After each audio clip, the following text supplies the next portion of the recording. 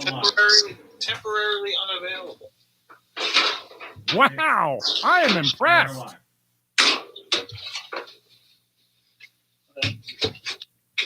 Wow. Jesus Christ. You can start. Not while you're doing that. I was going to call it a laundry machine. I'm doing that laundry machine. Hey, what happened? All right. Oh my God, I didn't even do the Pokemon. I just didn't do it.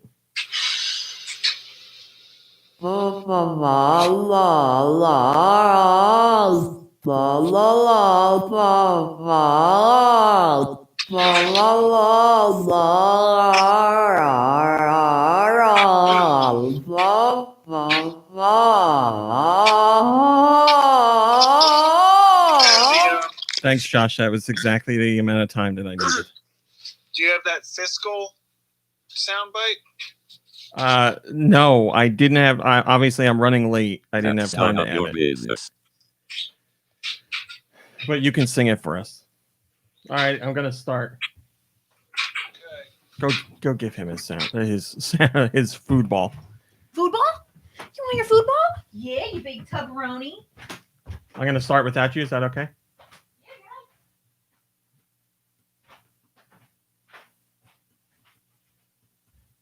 As soon as this lets me click, I will.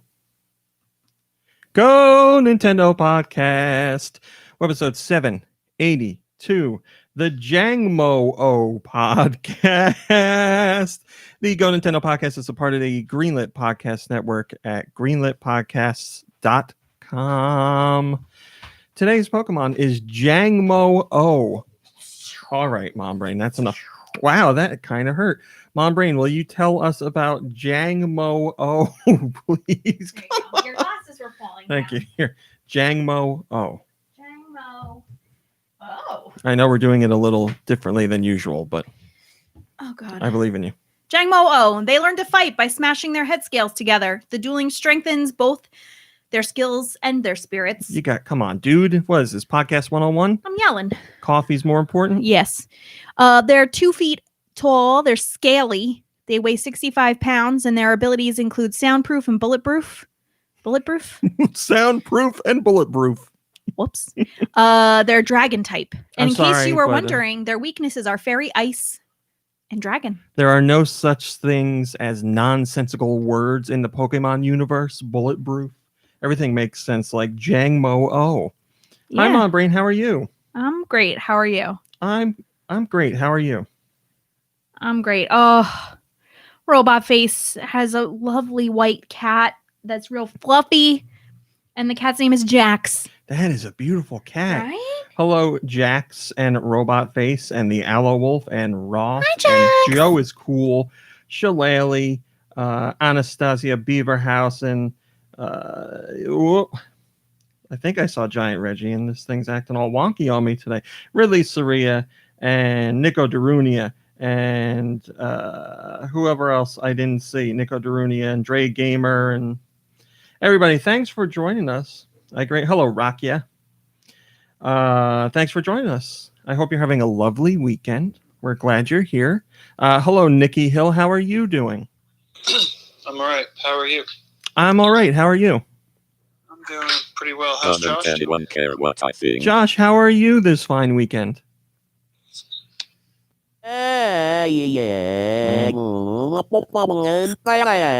Just warming up the pipes for today's show. That's how I felt for a while too, Josh. Hello, Microbite. Yes, I really did. It was a busy week this week. It started out. Hello, Freddie Fro. I don't want to be here. Freddie Fro says, "Hey gang, we're going to be listening to the recording tomorrow. Hope you guys have a good one." Well, now that we know you're not going to be here, we're going to have a bad one. But thanks for listening tomorrow. Hopefully it's worth your time. I don't know. Where's this show going to go? Is it going to be worth your time? Is it going to be worth anybody's time? Is it worth our time? I got no idea. My brain's too busy looking up cat pictures to even care about the show. Mm-hmm. Yes, it was a very busy week. It didn't start out that way, but I knew things were coming because it is Nintendo's financial information.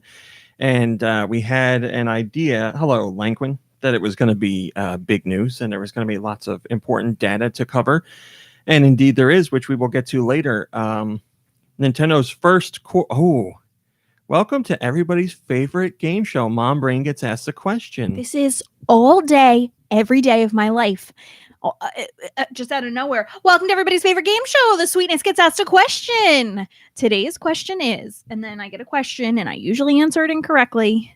Today's question is, Oh, God. why is Nintendo's first quarter financial information my favorite quarter to cover? Oh, because there's not much to do about it, because there's not a lot of analysis and whatever. They like wait for the next quarter to come around before they really do a lot of like picking it apart. More specific, please. There's no assets for you to have to manage and deal with. Final answer? Yeah. Oh. The correct answer is there's no follow-up Q&A. Oh, yeah. It is the only quarter where Nintendo doesn't do a follow-up Q&A. It has nothing to do with the pandemic. Just for a couple reasons, Nintendo does not do an investor Q&A the day afterwards, whereas they do it with every other quarter. So you just get the first day worth of data, sales information, and you cover that, and then you're done, which is fantastic. So, yeah, we got a lot of that information to cover. But, of course, we have other things to talk about before we get to that.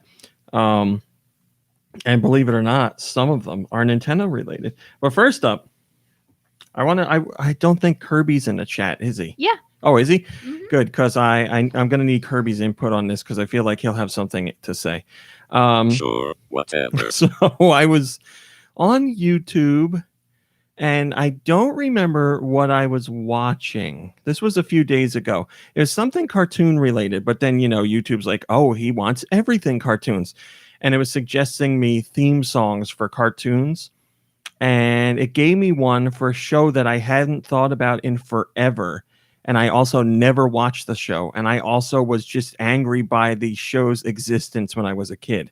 And I don't think you watched it, Mom Brain. And I don't think Nikki Hill watched it. And I don't think Kirby watched it, but I'm sure Kirby's going to know of it. Does anyone remember the show Widget? I vaguely remember. He was a little purple alien. And apparently he was out to like save Earth from it was kind of like a Captain Planet situation. It was like people are doing bad things to Earth and Widget is going to save the animals or something from pollution or other kinds of troubles. And I don't think I have ever seen an episode, but I remember seeing commercials when I was a kid, and just the character alone annoyed me so much. A commercial for Widget would come on and I'd be like, this son of a bitch again. Yes, Microbyte put a picture of the guy in the Discord. I don't know what it was. So I watched like 10 minutes of the first episode. Oh yeah. I mean, but you got to admit that that picture is great. Like, no, I hate that picture. I hate the way Widget looks. I know Widget himself or herself, but like the font and the colors, I think are pretty great. No, I can't stress this enough. Everything about Widget is unappealing to me. I hate the design. I hate the color scheme, all of it. I dislike it. So I watched the first 10 minutes of Widget and I was like, wow, when I was a kid, I was right. This is terrible.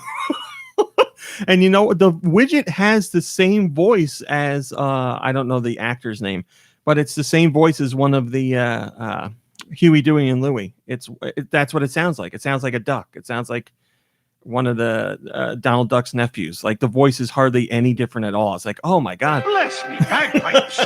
this voice makes it so much worse. But I feel like it was a show that was on that nobody watched. Like, do you know anybody that watched it when you were a kid? No. I don't really. It looks familiar, but like there's nothing that I'm like, oh yeah, it was on. Yeah. Like there's certain shows I never watched, but I could be like, oh, I knew I had to change the channel when that came on, or like, that was they always talked about it during whatever. But like Widget, I have no. Now see, Roth says I like the font and colors. It's of that era too, like Denver the Last Dinosaur. Now Denver the Last Dinosaur, I liked. Great theme song. great character, wore awesome sunglasses. What more do you want? Yes, Nikki Hill. Widget looks like a purple Mac from Mac and Me. Well, he does. You're right. That is. Look at how cool Denver is. Yeah, Denver's very Roth cool. put the a GIF of Denver in the chat. Denver's Denver amazing. had to be cool. He was representing all the dinosaurs. Denver, the last dinosaur. He's our friend and a whole lot more. What a great song. What a great dinosaur. How cool is it that the last dinosaur was such a cool dinosaur? Well, that's true. Like, what if it had been a lame dinosaur? Yeah, right. Like Fred. Lewis, the lame dinosaur. Lewis, the lame dinosaur. Could you imagine if the last dinosaur, if like Denver was the baby from dinosaurs, everyone would have been like, all right, already, enough. You're charming enough. I don't know. Was he charming? No. He was an asshole. Yeah, right? Yeah, but I mean, he had his own song and stuff. Yeah, the I mean, catchphrase. contrary to what the song would say, soft and cuddly. Everybody, can we just say everybody loved to hate him? Yeah. I mean, I didn't hate him. He was an asshole, but I liked. I don't know. I liked how he gave the dad a rough time. Like he was cool with the mom, I think, but I just hated how everybody for the longest time ran around going, not the mama, not the mama. Roth Like, said something that you're going to disagree with. He says all dinosaurs are cool, even Barney. Mom Brain hates Barney with a passion. I don't hate Barney with a passion. Hello Wolf says Barney, don't go there. I cannot stand Baby Bop. Well, all right, Baby Bop sucks, but you know who sucks more? BJ? BJ. Oh, that was a joke, and I didn't even mean it. I hate that guy. Why? Because he's an annoying little turd. He's a turd. He was just causing trouble all the time. Like, they're trying to have fun, and BJ is like, let's do crimes. I don't think that I ever saw an episode of Barney about doing crimes with BJ. Well, you didn't watch enough.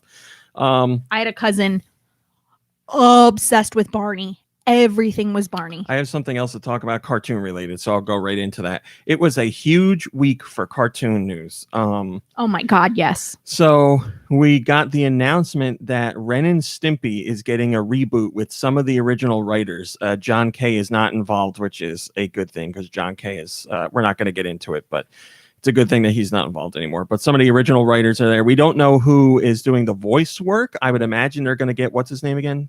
Billy West to come back and do those voices. But yeah, that is being rebooted by Comedy Central. They're also rebooting Beavis and Butthead. And most importantly, Mike Judge is involved. He's going to be heading up the show. He's going to be writing for it. And he's also still doing the voices of Beavis and Butthead. So that's very exciting. For those who don't know, there was a new season of Beavis and Butthead in 2011. And it was fantastic. Yes. It was probably, in my opinion, the funniest season. It was, Mom Brain and I literally just rewatched like the first 2 minutes of the first episode of that season, and we were both laughing. I was crying from laughing. It was so funny. So yes, they're rebooting that, and my understanding is Beavis and Butthead are now adults, and they have had children. I don't know who they had children with, but who had children with them? Their kids are at high school age, so their kids are going to be in high school. So I'm very intrigued to see how that goes.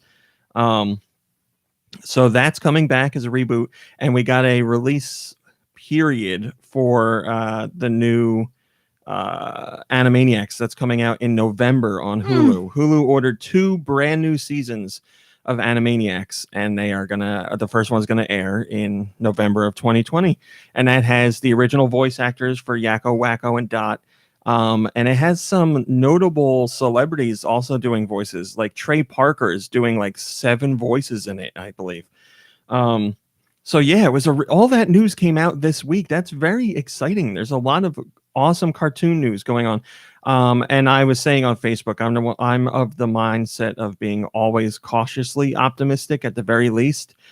Ren and Stimpy, and I think Nikki Hill will say this too, was definitely a formative part of my childhood. Like there's parts of me that find certain humor funny, or I approach my humor in a way that aligns with Ren and Stimpy because I really love that show, and it was so different from what was on when we were kids. Nikki Hill, you're a big Ren and Stimpy fan, right?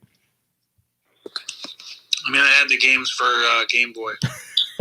and those made you not a fan. I mean, I remember watching it, but I don't know when I watched it because it was always on late, and I had to go to bed. And by late, it's like 9 o'clock. Well, it wasn't originally That's late. on 10 o'clock. late. They did move it to SNCC with the new episodes, but originally it was on earlier on Saturdays or Sundays. I don't remember which one. I mean, Nickelodeon showed it a lot, and That's MTV when I showed watched it as all well. of my Nickelodeon shows was on Saturdays and Sundays. Like I got Ren and Stimpy and Salute Your Shorts, and I think 15 was on for a while on the Yes. weekends. I know Kirby. Hey Dude. I know Kirby is a big fan of Ren and Stimpy as well, since he's not here to talk about it. But yes, we still joke about Ren and Stimpy. I still think Ren and Stimpy is funny, and Yes. so many cartoons today or in recent times have been inspired to a great degree by Ren and Stimpy. Stinky Whistle Teats. What was it? No, not Chowder. Come on. Flapjack. Flapjack was greatly inspired. Even the new Mickey. Oh, Welcome Freshman. Yeah, that was a good one too. Even the new Mickey Mouse animated shorts are definitely in part inspired by Ren and Stimpy, because they do the zoom in, close up, highly detailed drawings that are usually grotesque in some way, and those I are love it. in the new Mickey Mouse shorts multiple times. That is something that was definitely introduced by Ren and Stimpy. I'm sure maybe Ren other and Stimpy. other cartoons maybe did it, but you could definitely say that they popularized that. That is a Ren and Hi. Stimpy staple. It's your old pal Stinky Whistle Teats. And this is a song about a whale. This This is a song about being happy. like Warner Brothers cartoons and Tex Avery cartoons, they certainly had elements in them that were for adults. Adults could watch those and laugh too. And Ren and Stimpy did that as well, but on a whole different level, without a doubt. But you had to be the right kind of adult, because the wrong kind of adult would be like, ew, this is such a gross cartoon. This isn't for children. Oh, I was the only one in my house that liked Ren and Stimpy. My Really? parents hated it, and my sister, who watched it with me, I thought liked it, but apparently never liked it. My mother loves Ren and Stimpy. Does she really? Yeah. I'm surprised. And by my that. father loves Beavis and Butthead. Oh, well, I mean, that's why you turned out so well.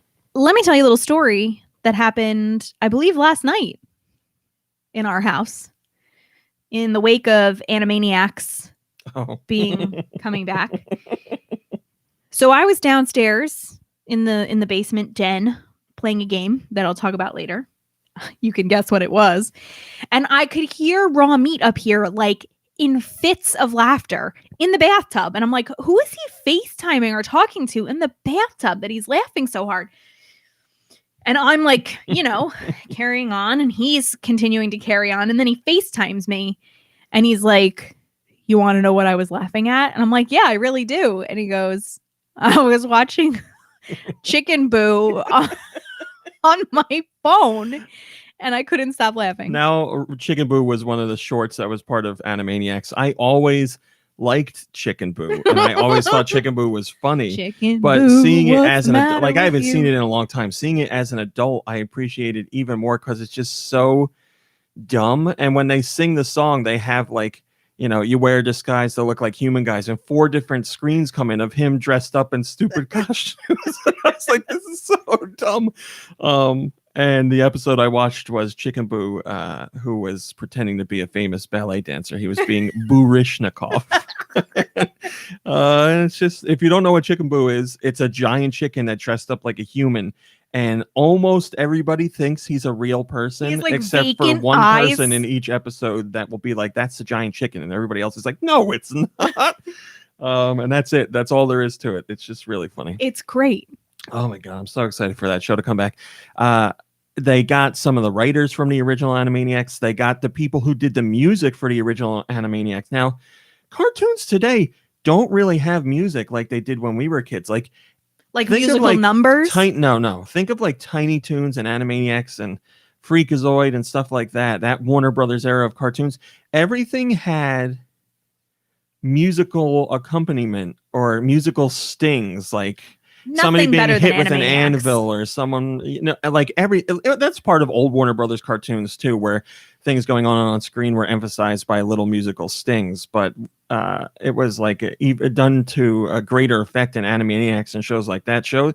But today's cartoons don't really do that anymore. And I'm very excited that they're bringing back the people who originally did the music to see if they still continue that tradition, because there's not much in a way of traditional cartoons anymore, like traditional from when we were kids, I should say. There's like slapstick stuff that doesn't really exist too much. And we're relatively sure that Pinky and the Brain are coming back with Animaniacs, No, positive. right? No, 100%. They said Pinky and the Brain are going to be part of it. Yeah, I don't know about the Good Feathers or anything else that was in Pinky and the Brain. Or as I was saying to Crazy Colonel last night, I don't know if Minerva Mink is going to be part of Animaniacs anymore. You guys know Rami Cowboy We've talked about has it on it the podcast. bad for Minerva Mink, right? All right, let's move on to one more thing, which is Nintendo related before we get to news. Reader Jordan sent in an interesting tidbit.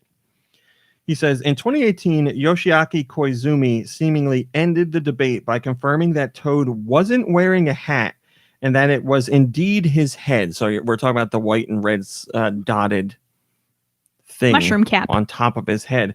Koizumi said that he wasn't wearing a hat.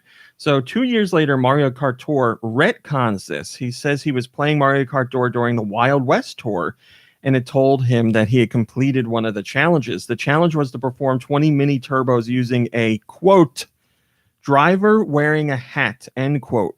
And Jordan says he was using regular old Toad.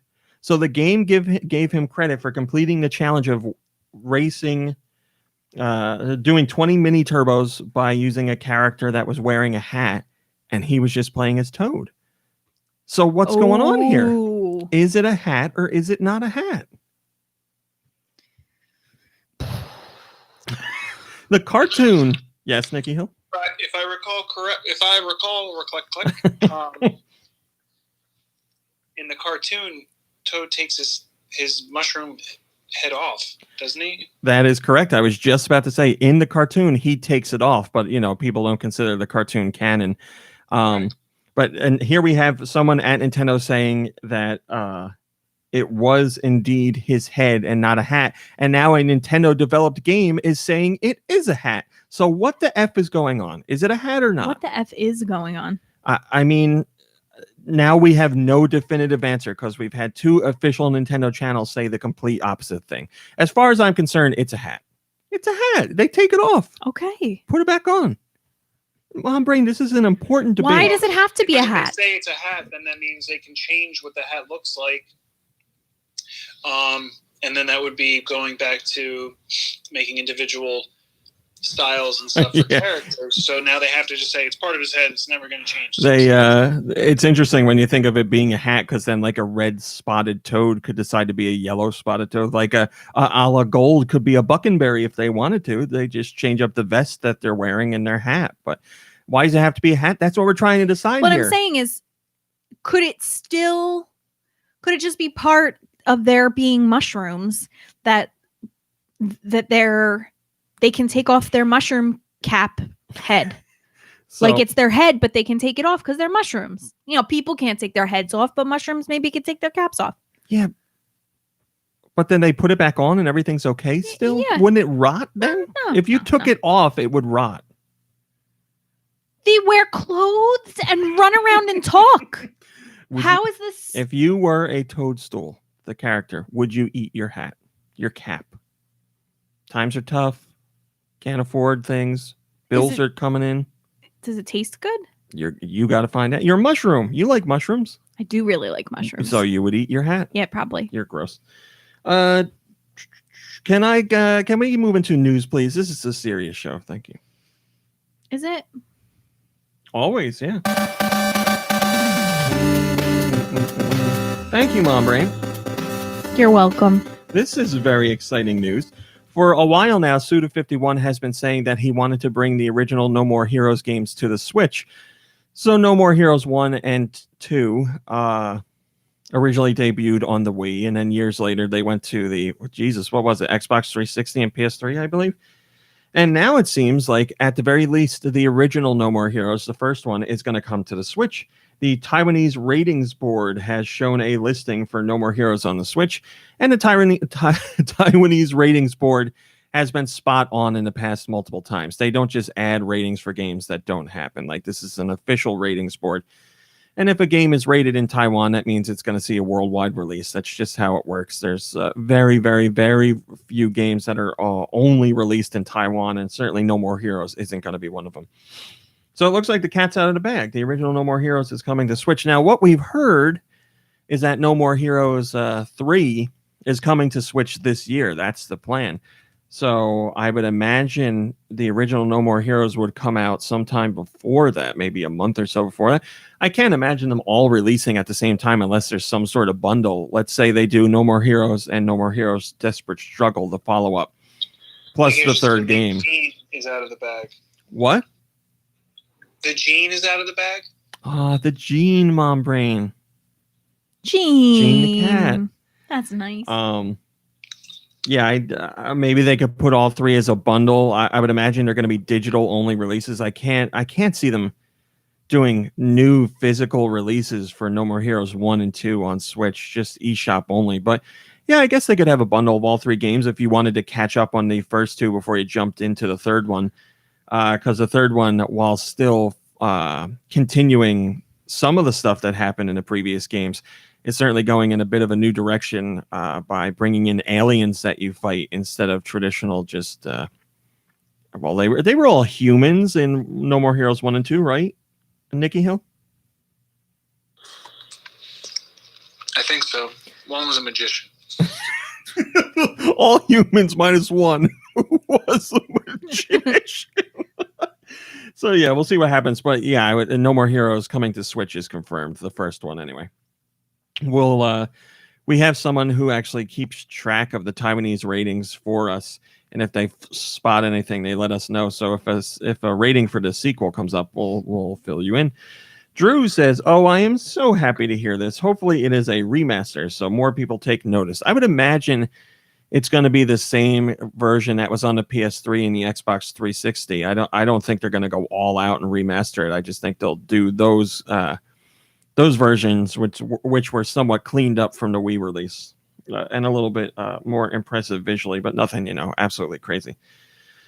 So there's some news about Super Nintendo World, which is part of Universal Studios Japan. We've seen it pretty much built out completely there, just waiting on the opening date, which was pushed back due to the pandemic.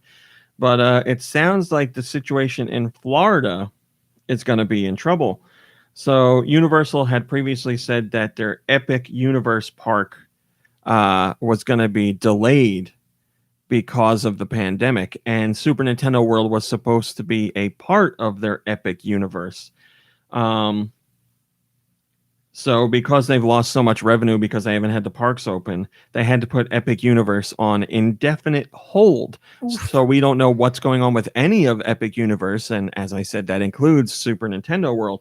Now, this is the side of things in Florida. Over in Hollywood, they are doing Super Nintendo World attractions. And we haven't heard anything about that going on hold or anything like that at all. So it seems like that is continuing as planned. But when it comes to the Florida side of things, I guess depending on what happens, there's really no end in sight with the pandemic situation in Florida. When the pandemic finally gets wrapped up, which is not anywhere in the near future. So I don't know if they could find another way to get revenue from somewhere or redistribute things. The flip side is that employment. Once they can start working on it again, they're going to need to employ lots of people to make up for lost time. Yeah, I don't know. He was going in there and then you open it. I don't know what's going to happen. I don't know. All I can tell you for sure is that things in Florida are on indefinite hold. So we'll keep an eye on the situation and try and find out what happens. But yeah, right now look towards Hollywood as the... Go ahead, you can open it. Well, I guess he's laying down. We put up curtains in the podcast room. Mom Brain put up curtains in the podcast room. And the cat usually lays by the window, and he's in there right now, but the blinds and the curtains are closed. So he's gone into his salon. He's in his salon. Robot Face says, "Silver lining, one less reason to ever go to Florida." Oh, man, that's mean. Mom Brain, your parents are in Florida. Most of my family's in Florida. Is that a reason to go to Florida? Yes. All right. Yes. Answered so quickly. Everybody's like, when's the next Nintendo Direct? When's Nintendo doing another presentation? All we know officially is that Nintendo is going to have more spam in the chat. Says the cat. He has a name, RMC. Yes, his name is Comanche or Manch. That is which not is the name we did not give him. He came with it. Yeah. Yeah, so everybody's wondering where the next Direct is. Nintendo has said that there is more of their partner showcases coming up. We don't know when they're going to air. We don't know who's going to be involved. We don't know how long they're going to be, but we have confirmation that they are coming. But everybody wants to know when the next thing is. Well, super insider Jeff Grubb, Mr. Grubb over at VentureBeat, has been spot on with his VentureBeat sounds like a teeny bopper magazine, like Tiger Beat. That's what I think of. He always has the inside scoop on when something Nintendo related is coming up as far as presentations, and he's at it again. He had a whole schedule of what's going on in August because there's multiple presentations coming up, but Nintendo hasn't announced anything officially. But according to Mr. Grubb, there's something happening between August 11th and August 22nd. Yeah, your birthday. That's right. And I said in this post, I guarantee whatever Nintendo is doing will be on my birthday to make me cover it.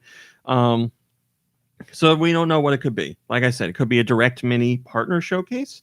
It could be an Indie World presentation, or it could be something else altogether. I'm putting my money on an Indie World presentation because Nintendo traditionally does Indie World presentations in August. Now, that doesn't mean that there can't also be a partner showcase as well. I just say between the two, Indie World, I'd say, is extremely likely. So something is happening. Something is supposedly happening between the 11th and the 22nd. Tanuki Tony says, I know this is a rumor at the moment, but I think it's quite likely. I just hope everyone goes in with no expectations and an open mind. Then you're bound to be happy with whatever we hear from Nintendo. Video games are meant to be fun, so keep it positive if you can. I wish this was a top-rated comment, but it is not. I completely agree. Keep an open mind. Don't go in with huge expectations. I know it's hard to manage expectations when Nintendo's like, hey, we're doing something. I get that that like that's exciting. And yes, Nintendo could do a better job with managing expectations. They could specifically say this is a third-party presentation. This is an indie presentation. We won't have any information on games coming out first-party wise. All stuff like that. They could certainly do a better job of communicating that. But also, no matter what, we have to, while it's fun to engage in the speculation and get excited about what's coming up, you have to keep those expectations in check. You know, if they show the next presentation and Metroid Prime 4 isn't part of it, that shouldn't ruin your day. You shouldn't be extremely angry about it.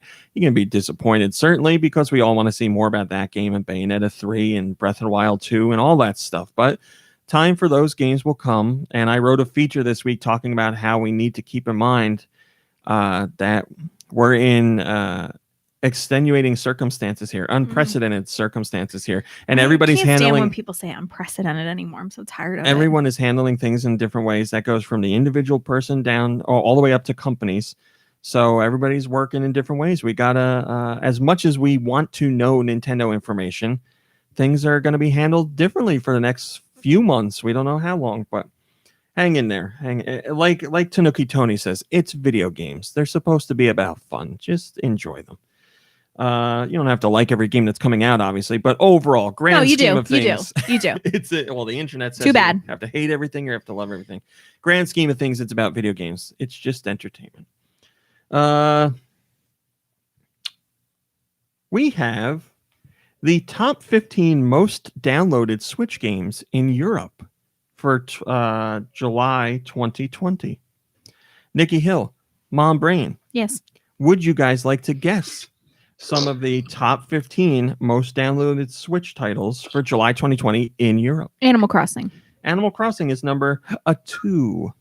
Animal Crossing. Animal Crossing is number 2.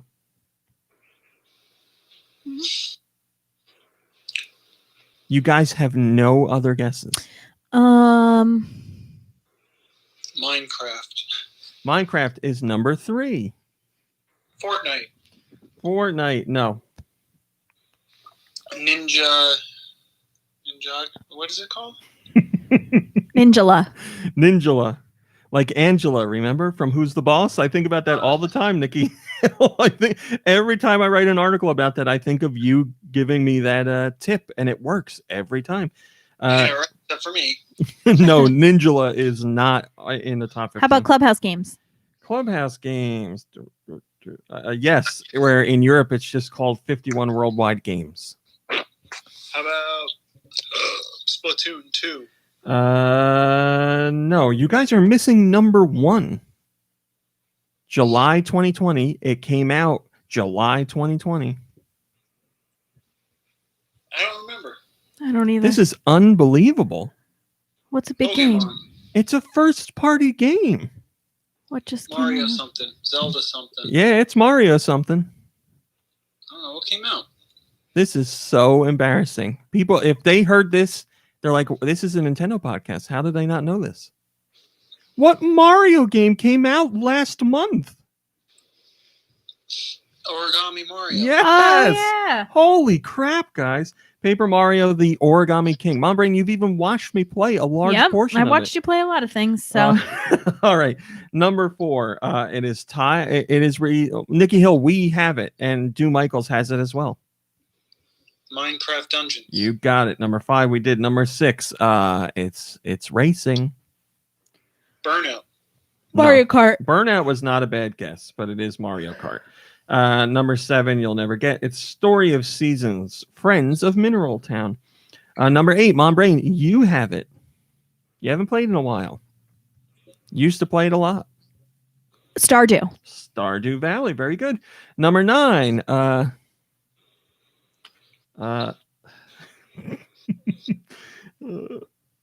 Yep. Mug Face. Cuphead. Cuphead. Number 10, I don't think you'll get it. Crisis Remastered. Number 11, you did guess Pokemon there for a bit, so number 11 is Pokemon Sword. Number 12, very long-running cartoon. Super, super long-running. Very famous. SpongeBob? Yes, SpongeBob SquarePants. Battle for Bikini Bottom Rehydrated. Number 13 is another Mario game. It's a Mario game that makes you hate each other. Mario Party. Yes, Super Mario Party.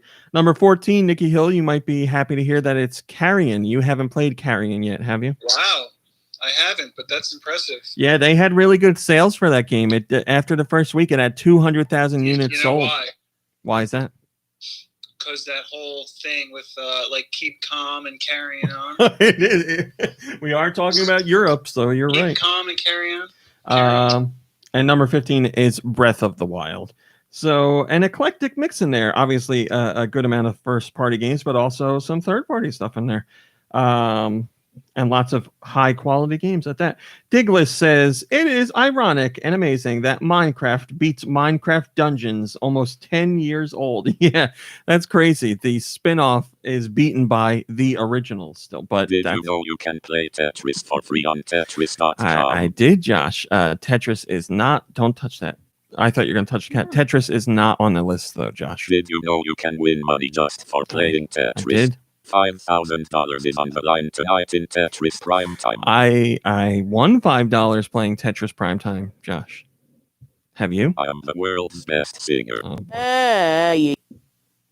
Josh, have you won money playing Tetris? Josh, answer the question. I'm not letting you get away with this. Sure, whatever. I don't believe you. I'll mention this very quickly. Analysts said that they are projecting Nintendo is going to...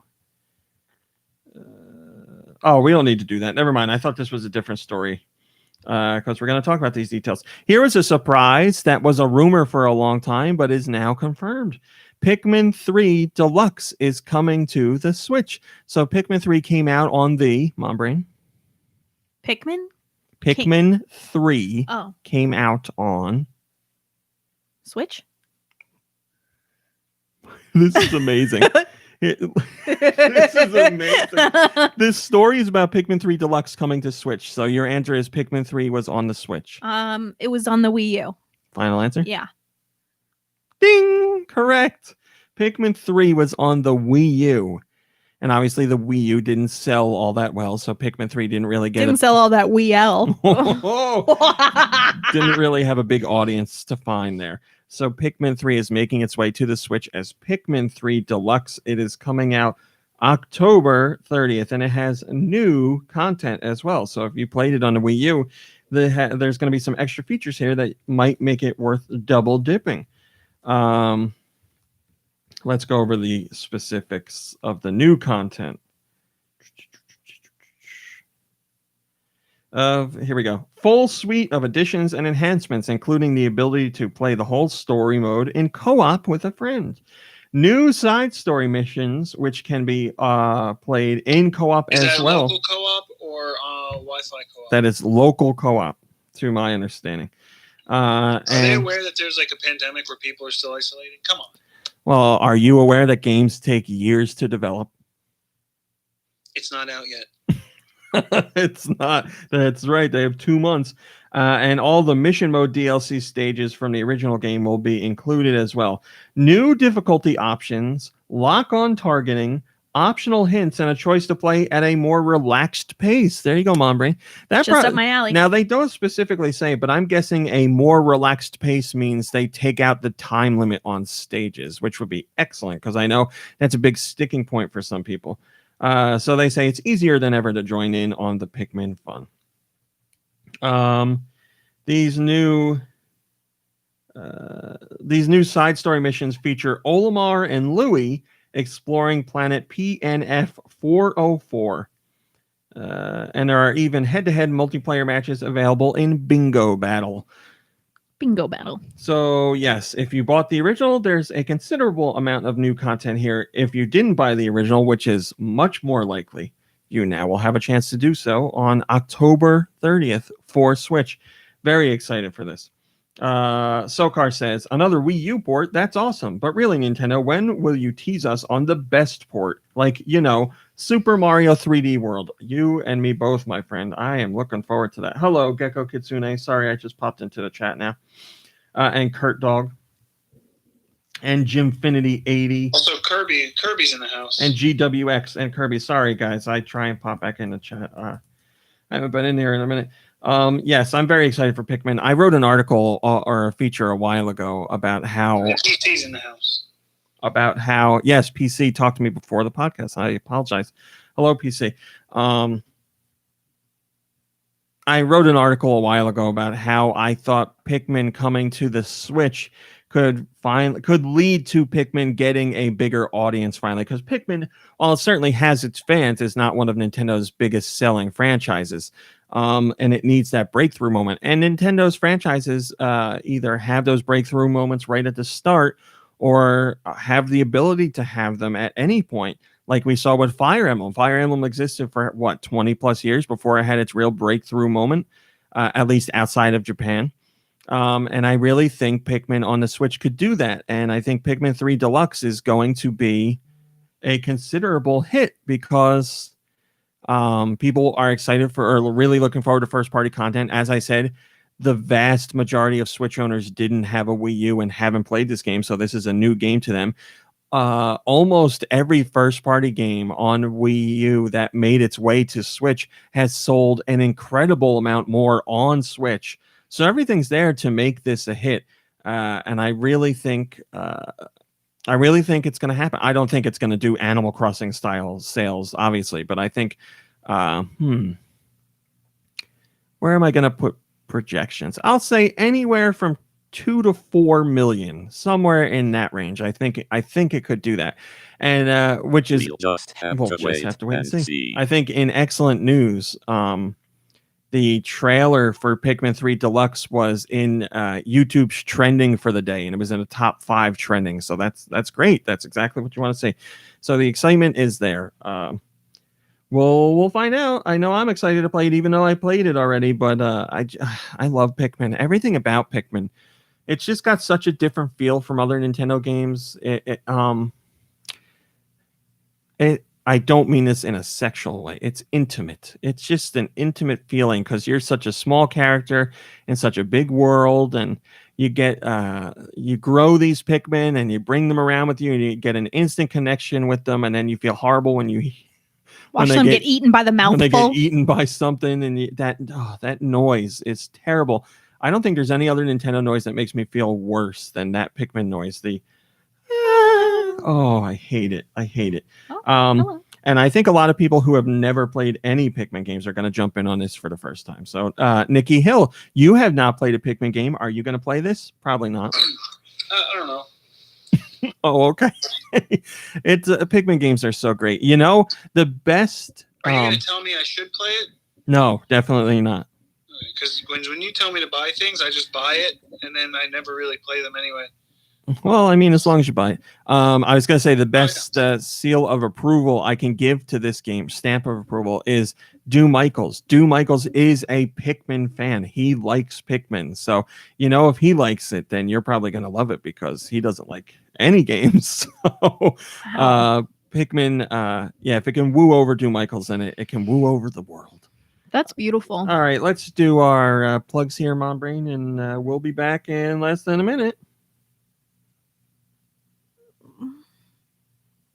Just a moment. Or we're still here. Hi, guys. How you doing? Just a Same moment. place every week. This is Super Nintendo. You know I don't like Dr. Mariel. I think he's a fraud back alley doctor. Am I very happy to be here. With the help of a doula, you can do anything in the tub. You're looking at the Nintendo knitting machine. Do you feel that I abused you by making you play Night Trap? I challenge you guys to a dance-off at McDonald's tomorrow's. What have I done? Sweet Jesus, what have I done? Super Nintendo's entertainment podcast. Every week right here on Greenlit. How does Bloodborne stack up against, say, Oregon Trail? And is Bomberman just Loadrunner from a different point of view? Find out on Hardcore Gaming 101's Top Games, where we objectively, definitively, and scientifically rank the games you nominate for our ever-growing list. HG 101's Top Games, twice a week, every week, right here on Greenlit. Thank you, Mom Brain. My pleasure. Oh, Rudy. Easy there. Rudy the Duty. Yes, I forgot to say Rudy Duty is here with us. This is interesting. Twitter shared information on what games are hot as far as twiddle discussion. Wasn't is that for 2020. was that Nicole Richie or Paris Hilton? That's hot. They both said it. Was it? You a big fan of that show? No, but what was there? What was the name of that show? What are you doing right now? They have this like song thing that they would say was. Did you watch the show? I didn't watch it. No. Maybe it's like the Something Life, right? Oh yeah, The Simple Life. The Simple Life. That's it. Mom Rain, #1 fan of The Simple Life. Yeah, Twitter. Dear. What? My computer screen just went black. Twitter. Did you turn it back on? It's not off. Click a button. She may have given up the ghost, folks. Well, reset your computer. Again, Twitter has shared information on what games are being discussed the most on their social media platform for the first half of 2020. And we have the most tweeted about games globally. Let's play again, guys. Do you have any guesses? This is top 10 most tweeted about games globally for the first half of 2020. Animal Crossing. Animal Crossing is #1. Not surprised. #1. I think I'm just going to give you the other ones because I don't know how many you can guess. #2 is Fate Grand Order. #3 is Final Fantasy in general. #4 is Disney Twisted Wonderland. #5, Fortnite, still in the top 10 there. #6 is Ensemble Stars. 7 is Knives Out. 8 is Apex Legends, which surprised me. I know people are still playing that game, but I didn't think it would be in top 10. #9 is Identity 5, which I have no idea what that is. And #10 is PlayerUnknown's Battlegrounds. We also have the most followed gaming topics, so the ones that are most engaged with. #1 is gaming in general. #2 is esports. #3 is Animal Crossing. #4 is Call of Duty. 5 is PlayStation. 6 is Nintendo. 7 is Fortnite. 8 is Xbox. 9 is Minecraft. And 10 is Pokemon. Not good for Nintendo to be #6 and Xbox to be #8. Microsoft has a new Xbox coming out this year, and Nintendo discussion is beating them.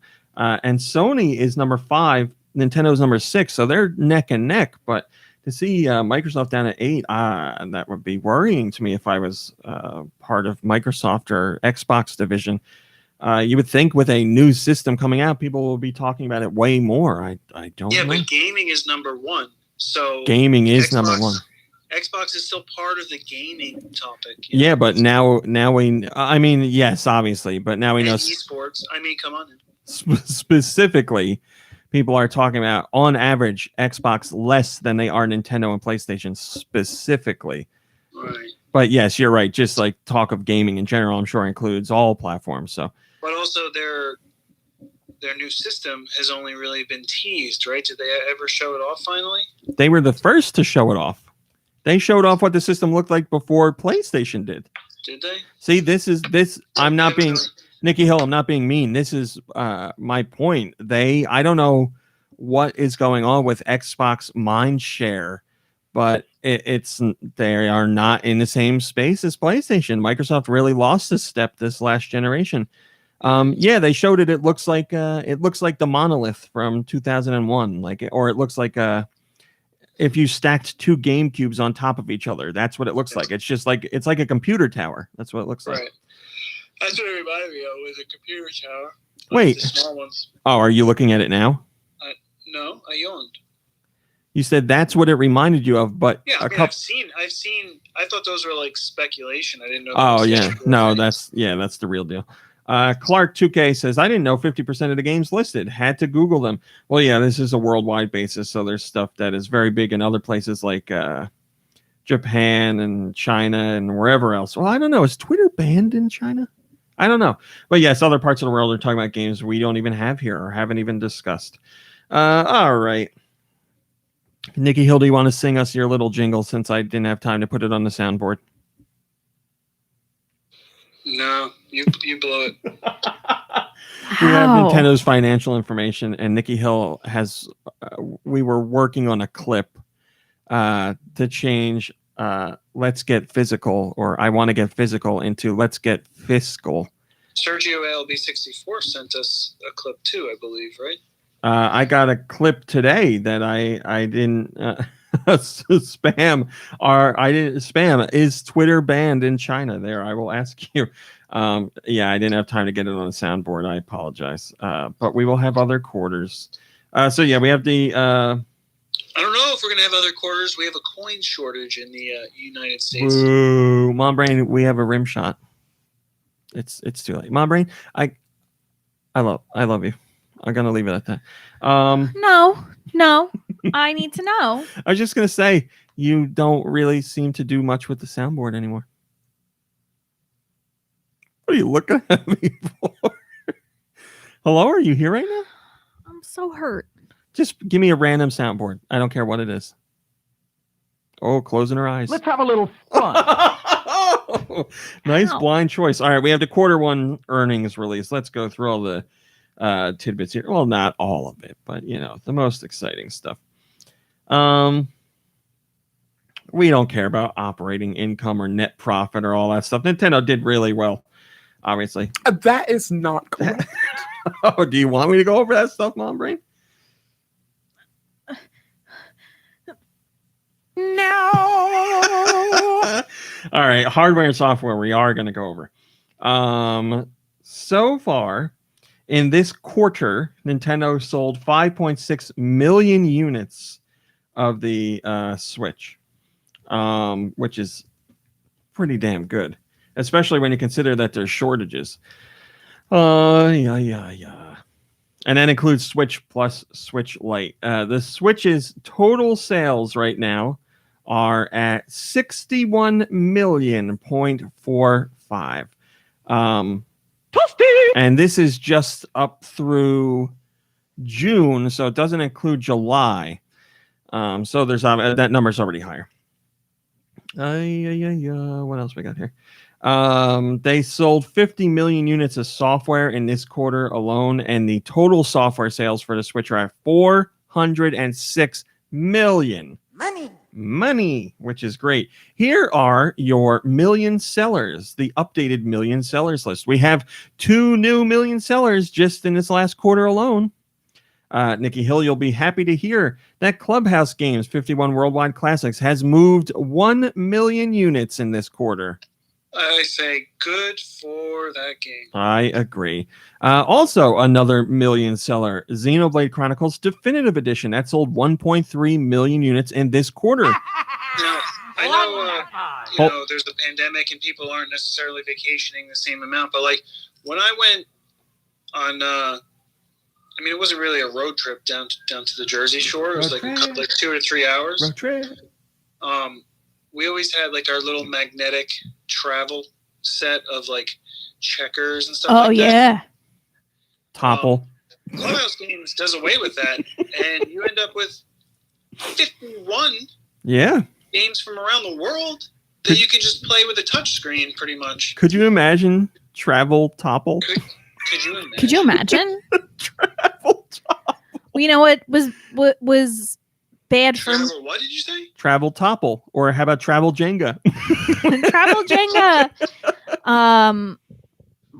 So if I was traveling with my Gami and Pop, my Gami would pack like tons of fun stuff for me, paper dolls and snacks and magic marker things. Like, it was a blast. But if I traveled with my parents, it was so stressful because my dad was always like in a hurry to get somewhere and grumpy about making good time and having to stop. Oh, Gami was my grandmother. And like my mom, couldn't have fun because my dad was so grumpy. So like no one would play anything with me. So I was just like, I would literally bring like a fistful of batteries and my Game Boy, and I would just play Tetris by myself in the backseat. And Cat Trap. And Cat Trap, of course. I'm surprised you didn't have your mom sit in the back seat with you to play something. She seems like she would do that. No. Never. But look, Gami and Pop, they had I would usually travel in their truck. So they would put the back seat, which was like just a long bench, all the way down, and then put a big piece of like 6-inch foam over top of that. And I had a bed. They'd make me up a bed in the back, and I could just roll around and do whatever I wanted. The idea of laying down in a car, like in a hot car, makes me want to retch. It was never hot. It was always comfortable. All right, if you say so. It was an amazing way to travel. I want to point out that Xenoblade Chronicles Definitive Edition is now the best-selling version of Xenoblade Chronicles, which has been released on the Wii and the 3DS, or a new 3DS. So there you go. Moving up, Ring Fit Adventure is at 4 million in sales. I know the chart said 3.9 million, but if you read later on in Nintendo's report, Nintendo says the figure is now at 4 million. New Super Mario Bros. U Deluxe, 7.4 million. Splatoon 2, 10.7 million. Super Mario Party, 10.9 million. Pokemon Let's Go, Pikachu, and Eevee combined at 12.2 million. Super Mario Odyssey at 18.06 million. Pokemon Sword and Shield combined at 18.2 million. Breath of the Wild at 18.6 million. Combine that with the Wii U version, and it is now over 20 million units sold. Wow! I am impressed. I am too. That has so far outsold the previous best-selling Zelda game. Now you are outstanding. Oh boy. Smash Brothers Ultimate is fantastic. Is at 19.99 million. Amazing. Sold. This is the real amazing one. Whoa. What was his name? Wow. Buddy and Woods. I am impressed. Animal Crossing New Horizons in just 3 months has sold 22 million units. Yeehaw! We gotta celebrate. 22.4 million units in 3 months. The best-selling Animal Crossing before that was Animal Crossing New Leaf, which sold roughly in its lifetime. Jesus Christ. 13 million units. So this one beat it in 3 months. Fantastic. Mario Kart 8 Deluxe is at 26.7 million. Wow. I am impressed. Thank you for all those, Mom Brain. Mm-hmm. I'm regretting this. Then we have the 3DS million sellers, which we're not going to go over because they haven't really changed. Let's see if we have any important tidbits here. Animal Crossing New Horizons, according to Nintendo, says they say it's continuing to sell strongly with no loss of momentum. They say overall production of the Switch has recovered or almost recovered, so they're getting back to normal. We did that. Digital sales increase as a result of the good momentum of downloadable versions of packaged software and DLC. Digital sales reached 101 billion, which is a 229% increase year on year. Mobile IP income is up as well, 13.2 billion yen. That's a 32% increase compared to last year. We don't need to do that. We don't need to do that. We don't need to do that. No changes to the financial forecast, which is usually what Nintendo does. And analysts always get angry no matter what, investors and analysts, because they're like, Nintendo should have adjusted up. Nintendo should have adjusted down. And Nintendo very rarely does that. So they're angry about it, of course, because they think Nintendo should have adjusted up. Nintendo says that a, quote, robust variety of appealing titles from other software publishers are scheduled to be released, end quote. That's for the Switch, obviously. Unbelievable. Mobile, they say they're going to continue to focus on the operations that encourage more consumers to continue playing the current applications. Long story short, they haven't announced any new mobile games. Clubhouse Games 51 Worldwide Classics recorded a digital sales ratio of over 50%. So more people bought that digitally than physically. And as I said, Zelda's over 20 million when it comes to Breath of the Wild. You have your first and third party release calendar, and there's not really anything new in there. All the same stuff that we already knew. Here's the stuff you want to hear. Bayonetta 3, Metroid Prime 4, Breath of the Wild sequel, and new Pokemon Snap are all still to be announced. Now, does that mean not 2020? No, it doesn't. It just means to be announced. So one of those could be in there. And Nintendo shared specifics on just how crazy well Animal Crossing and Ring Fit Adventure are doing. The Destructo94 says, crazy how New Horizons is on the verge of becoming the best-selling Switch title in a mere matter of months compared to Mario Kart 8 Deluxe, and how it took that 3 years to get where it's at. Yeah, Mario Kart 8 is a port and New Horizons is brand new, but it's still awesome to see, and I'm not even a huge fan of New Horizons. It is... Whoa! It is crazy. That game is doing crazy well. We don't need to do that. Also, this was a little bit of... No, this wasn't. We're going to get to something later. Pokemon Sword and Shield are now the third best-selling mainline Pokemon games of all time. So they have a very good shot at taking the second place overall. I don't know if they're ever going to get the first place overall. So Pokemon Sword and Shield are at 18.2 million units combined worldwide. Second place is Gold and Silver. They are at 23.1 million units combined. Now, that could happen by the end of Pokemon Sword and Shield's lifespan, certainly. But I don't think they're going to beat Red, Green, and Blue, which are at 31.3 million units worldwide. Obviously, those were the launch titles for Pokemon when it was like an unbelievable phenomenon and just first hit the scene. So I can't see Sword and Shield reaching that new height. But I can see it becoming number 2. Which is saying a lot because right now, Pokemon Sword and Shield at 18.2 million is the highest selling Pokemon game of the last 20 years. So it's a major hit.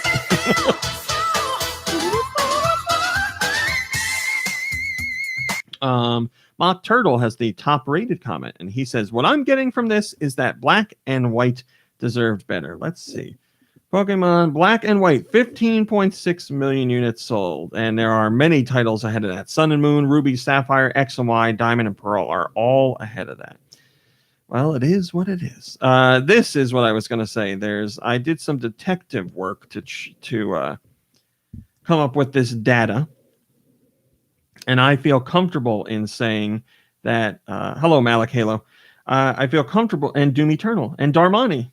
Good to see you guys. I don't hate New Horizons at all, not one bit. I don't have the time to dedicate to playing that every day, and if I don't play Animal Crossing every day, monster, I feel very bad. I feel like I'm mistreating my animal friends. All right, so I did some detective work. The Switch is at 61.45 million units sold. That is at whoa. We got a new bongo. That's the figure from July 30th, the end of July. Or no, I'm sorry, June 30th. So it doesn't count July. And the NES in its lifetime sold 61.91 million units. So when you factor in that the Switch in the last quarter sold 5.6 million units, obviously that would be more than a million every quarter, and we don't have July's numbers, I feel very confident in saying that the Switch has now outsold the entire install base of the NES, which would make it the second best-selling Nintendo console of all time. I'm the best! Only being topped by the Wii. And the Wii is at, I think it's at 101 million. So the Switch is more than halfway towards what the Wii managed to do. And it's at that point in less than 3.5 months. Jackpot! March, April, May, June, July, August. So we'll say 3.5 months, which is quite impressive. So will the Switch beat the Wii? I don't know. It is certainly doable. The Switch could be at 80 million by the end of this fiscal year, which would be March 2021. So that could certainly happen, and it could happen. Yeah, it's working. It could happen because of the heavy hitters: Metroid Prime 4, Bayonetta 3, definitely Zelda Breath of the Wild 2, and whatever else Nintendo has in there that isn't announced. But yeah, with those games still in the pipeline, there is a possibility.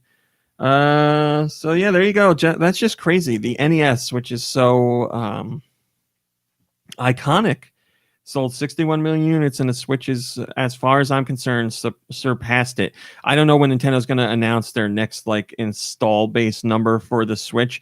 It might not be until their next quarterly report.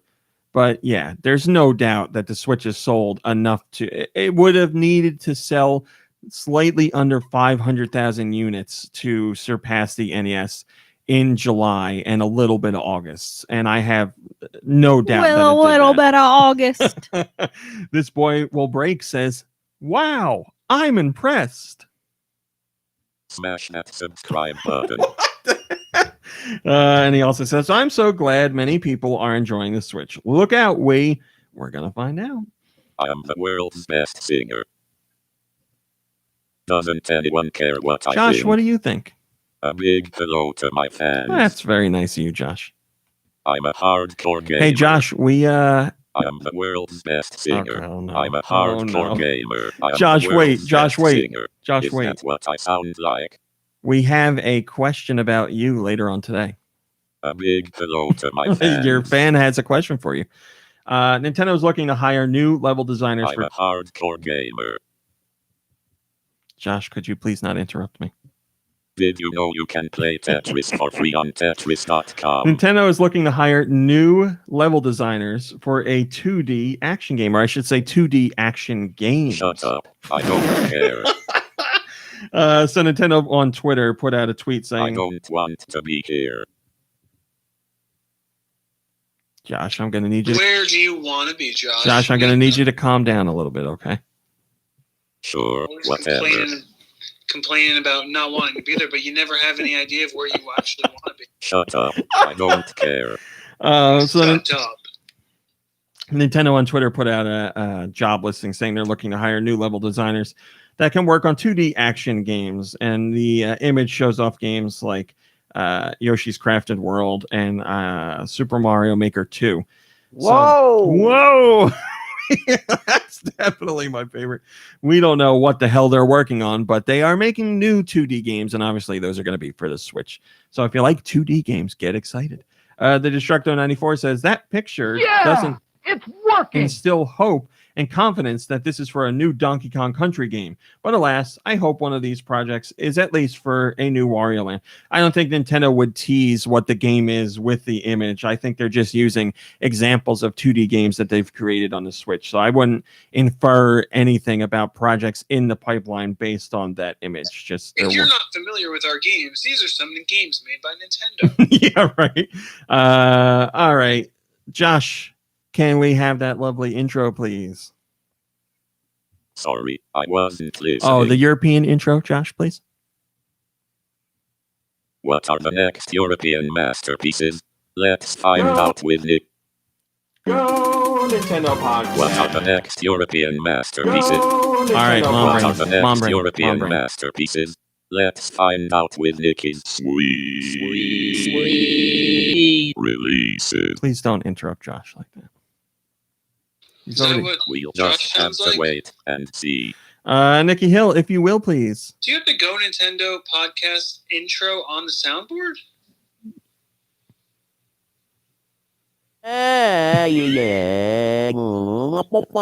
Jesus Christ.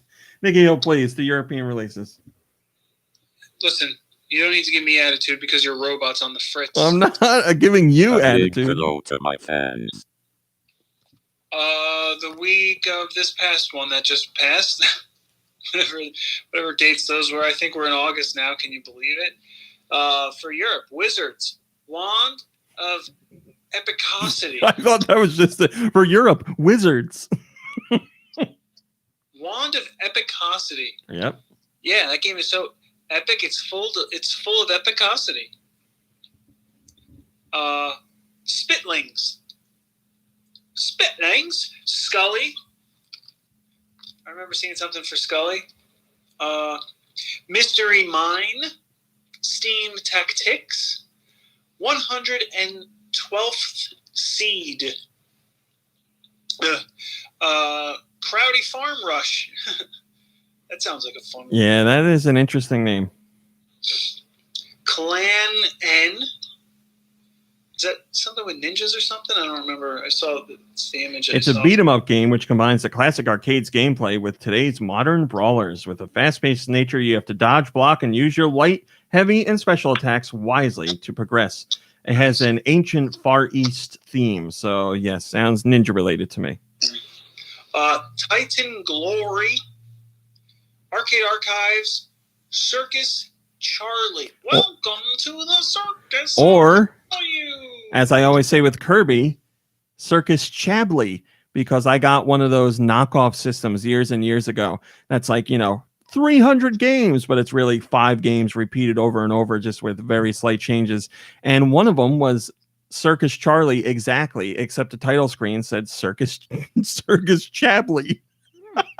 No. This isn't Circus Charlie. This is Circus Chabley. Memory Lane. It's a game to test your memory skills. Airy, Broken Memories. That's funny. The 2 memory related ones. Well, one's about broken memories and one is about rebuilding. Yeah, it's a sequel. Frontline Z. Cruel Band's Career. They are on a secret mission and must face varied audiences and bosses to complete their quest. Blah, blah, blah, blah, blah. It's a 3-man band on a secret mission. Complete. The only thorn in their side is being the constant stream of audience. If you choose to accept your mission. Keep an eye on the mood of your band members and gain control of the situation by adjusting their onstage positions and using their ability.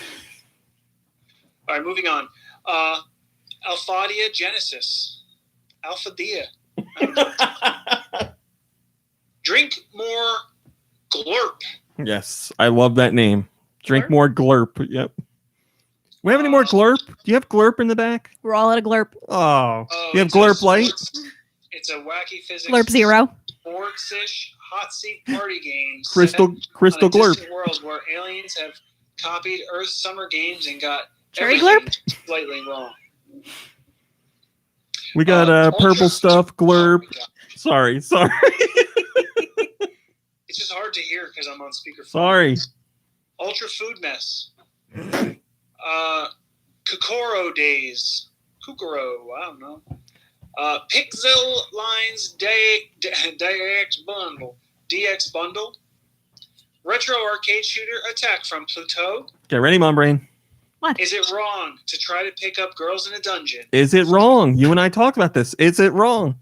Familia. It is a little Myth wrong. Infinite Combate. Or is that Combate?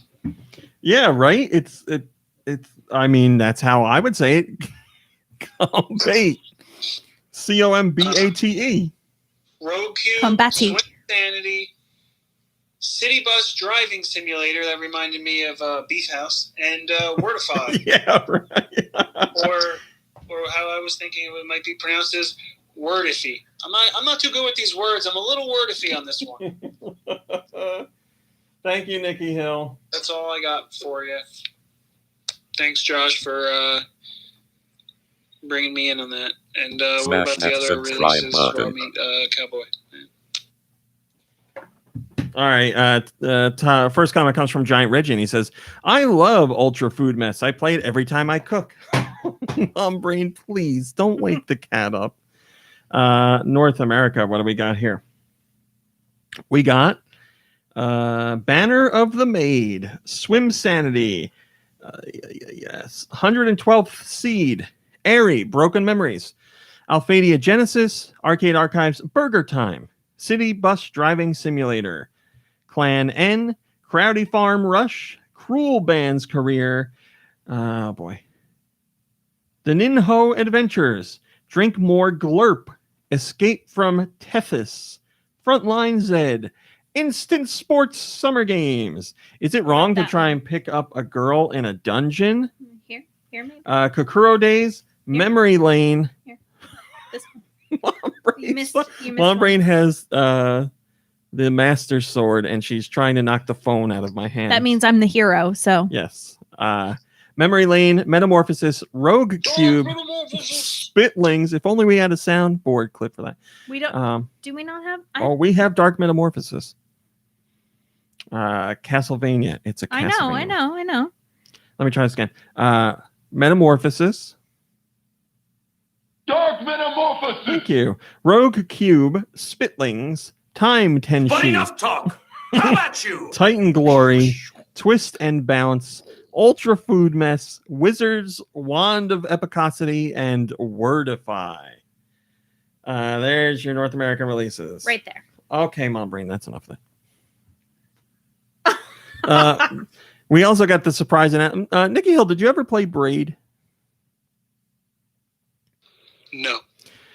Braid, an award-winning It multi. was only on 360, right? At first, yeah, I forget where else it went. As well as Steam, I'm sure. Braid Anniversary Edition was announced. So Braid is a multi-award-winning puzzle platformer by I forget the guy's name. You know, he did. Oh Jesus Christ, I can't remember the name of anything. He did the first-person puzzle game about lines and stuff. Miyamoto. Miyamoto. So I'm sure somebody in the chat knows the guy's name. I'm interested in this. And the name of that game as well. The Witness. Thank you, Doom Eternal. Yes, he did The Witness as well. But Braid, yeah, was this guy's. I believe it was his. I don't know if it was first game, but it was first notable release. And came out quite some time ago, and they are revamping it into Braid Anniversary Edition, which is coming to Switch in 2021. So it's the original game, but it's got overhauled visuals. It has a developer commentary and some other bells and whistles in there. So this was announced during a PlayStation event, but quickly after that, the press release came out and said that it is coming to Switch as well. So that's excellent because that's a fantastic game. If you haven't played Braid, it's wonderful. It's a 2D puzzle platformer, like I said, but it has a time mechanic to it. So you have to rewind and fast forward time to solve puzzles, and it does a great job of really making you think outside the box.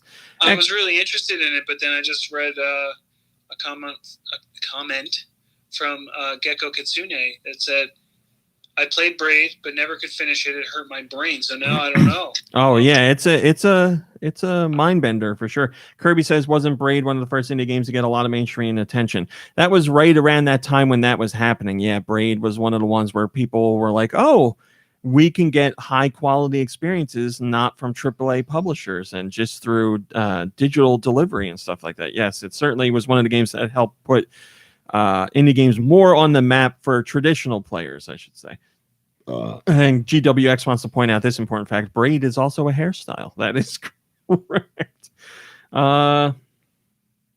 Here's a story that people got mad about because it's the internet, but I thought it was an interesting tidbit to cover, and people were taking it the wrong way because everything is supposed to be about causing arguments and making people upset. Multiple first-party Switch games have already outsold every single PS4 exclusive release. Now, let me say this. I am a PlayStation fan. I have owned every PlayStation system there is. I own the PS4 right now. I even own whatever the hell it's called, the PSP Go. Is that what it was called? I've owned all Sony systems. I love Sony's platforms, and I play Sony's games. This article was not to bash Sony. It was to show how impressive Nintendo software figures are. Now, with that out of the way, every PS4 exclusive has been outsold by a certain number of Switch first-party exclusives. So the best Sony exclusive is the best-selling Sony exclusive is Uncharted 4, which sold over 16 million units. That has been surpassed by Super Mario Odyssey, which is at 18.06 million. And then I don't need to go from here on. The numbers go higher, obviously, but other games that outsold Uncharted 4 are Pokemon Sword and Shield, The Legend of Zelda Breath of the Wild, and that just is the Switch version, doesn't have to include the Wii U version. Smash Brothers Ultimate, Animal Crossing New Horizons, and Mario Kart 8 Deluxe. Obviously, once again, the most impressive there is Animal Crossing New Horizons, because in Uncharted 4's entire lifespan, it sold 16 million units, and Animal Crossing surpassed that in 3 months. That is unbelievable. That is crazy.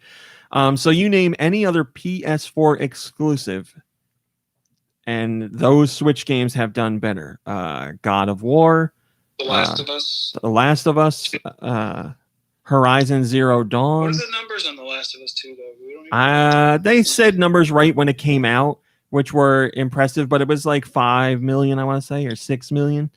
But yeah, there you go. It's just crazy because you think of how many, like the PS4, I believe, is over 100 million units sold.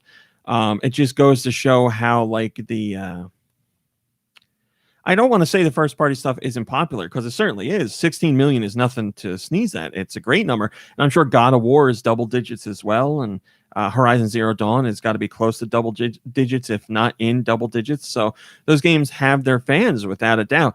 But when it comes to PS4, people are buying the things that are multi-platform more. They're buying the third-party stuff like Call of Duty and all that jazz. Grand Theft Auto.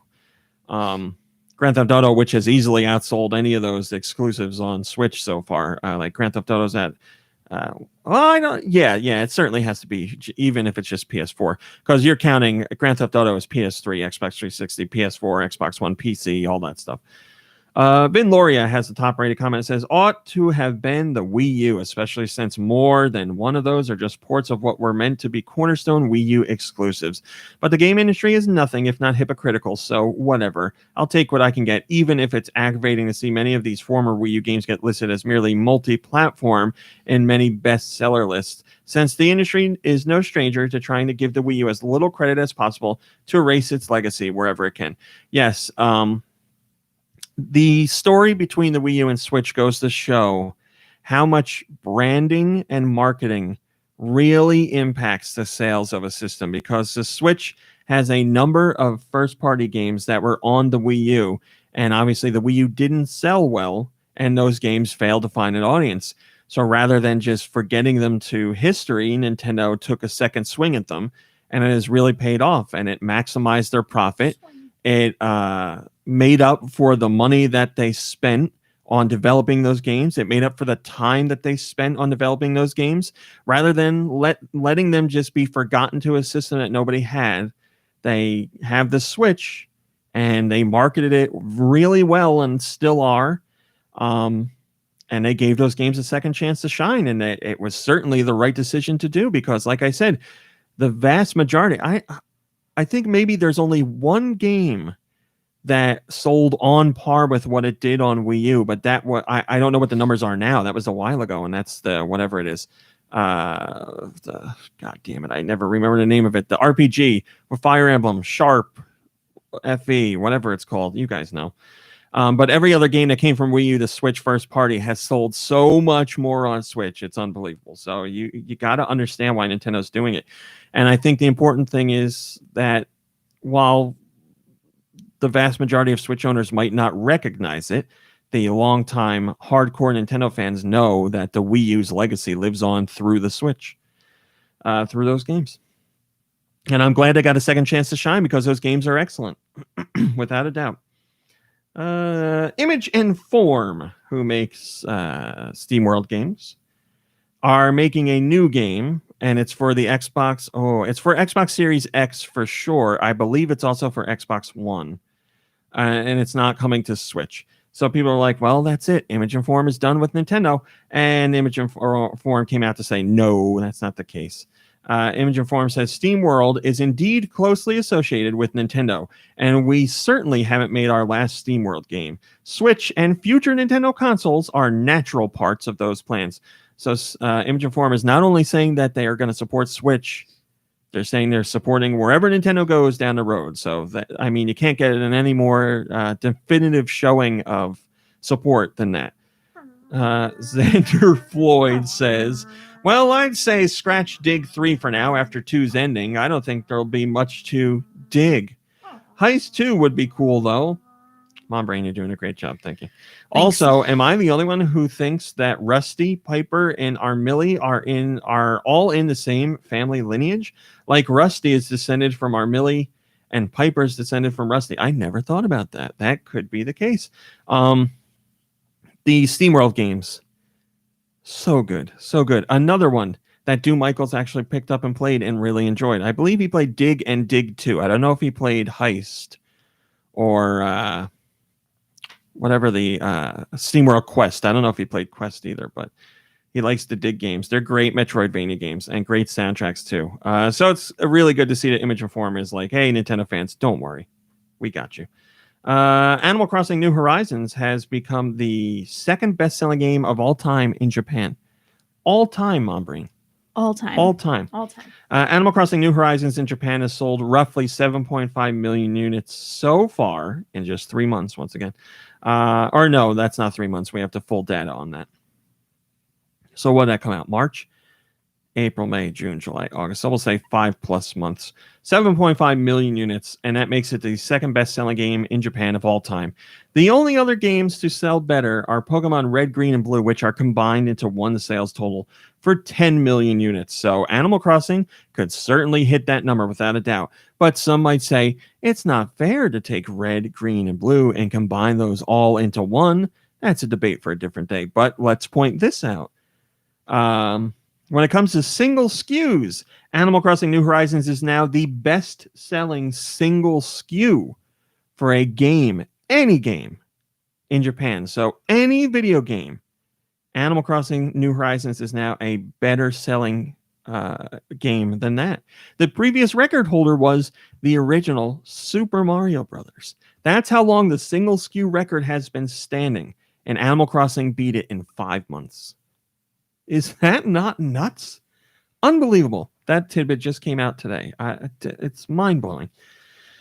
And with that, we are done with news. Wow. Big news week. Big news week. Mom Brain. Big snooze week. Give us your news.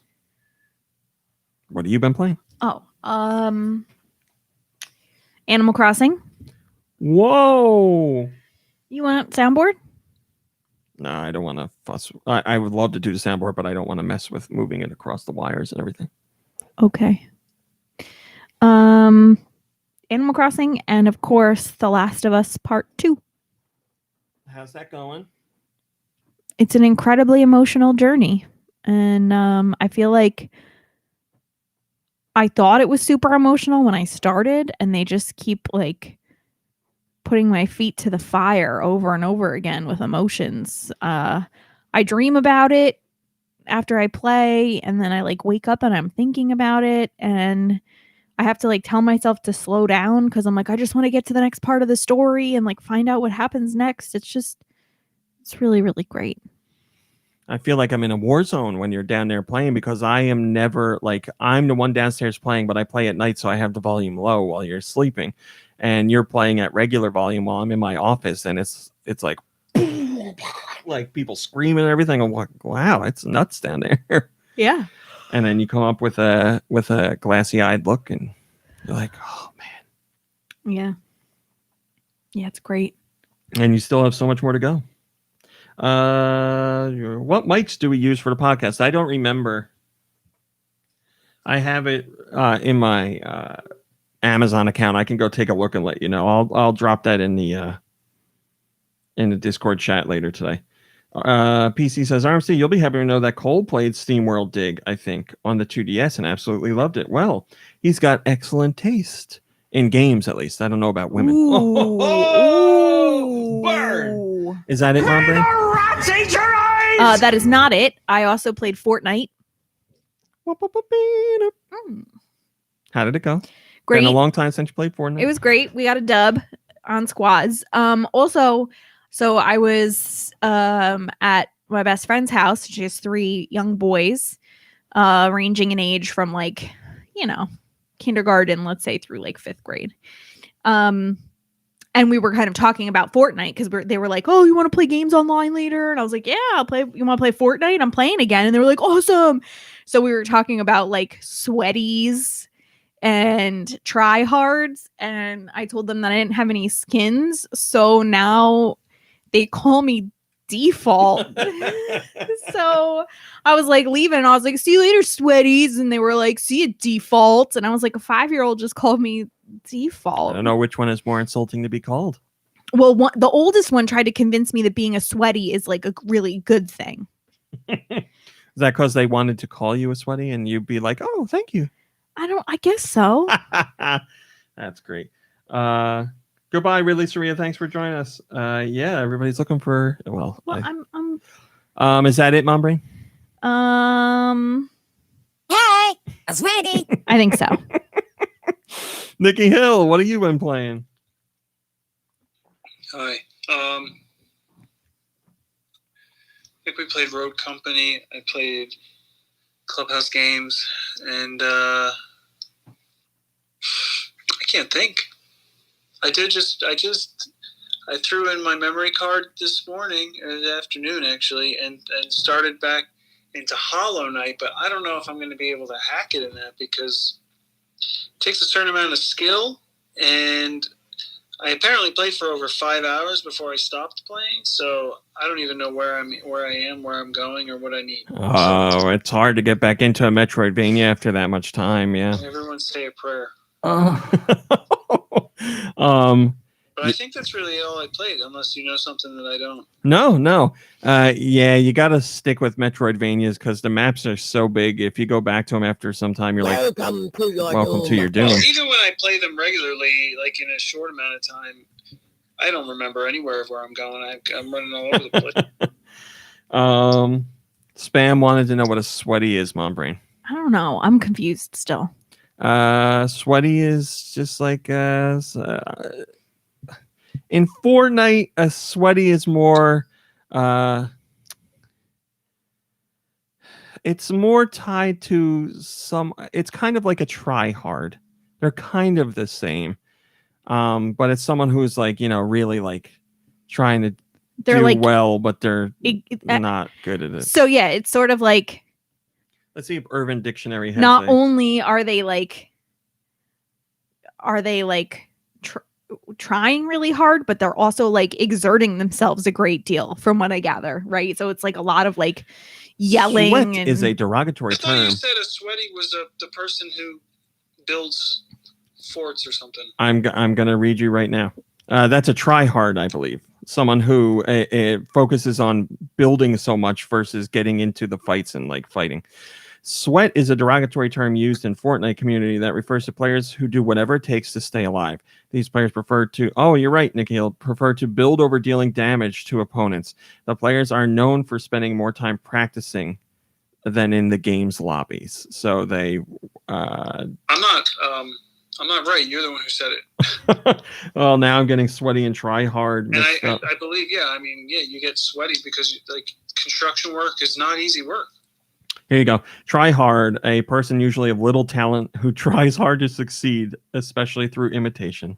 Aww. A person who is perceived as putting too much effort into something. So what about somebody who doesn't try hard, who has little talent but does not try hard to then succeed? Well, you Is give that us just a like name. failure? Let's coin it right here. A loser? I don't know. What is it? Loser. There was some. Oh, Nikki Hill, do you play Clubhouse games online? No, because then I'd start losing everything. Just wondering. I didn't know.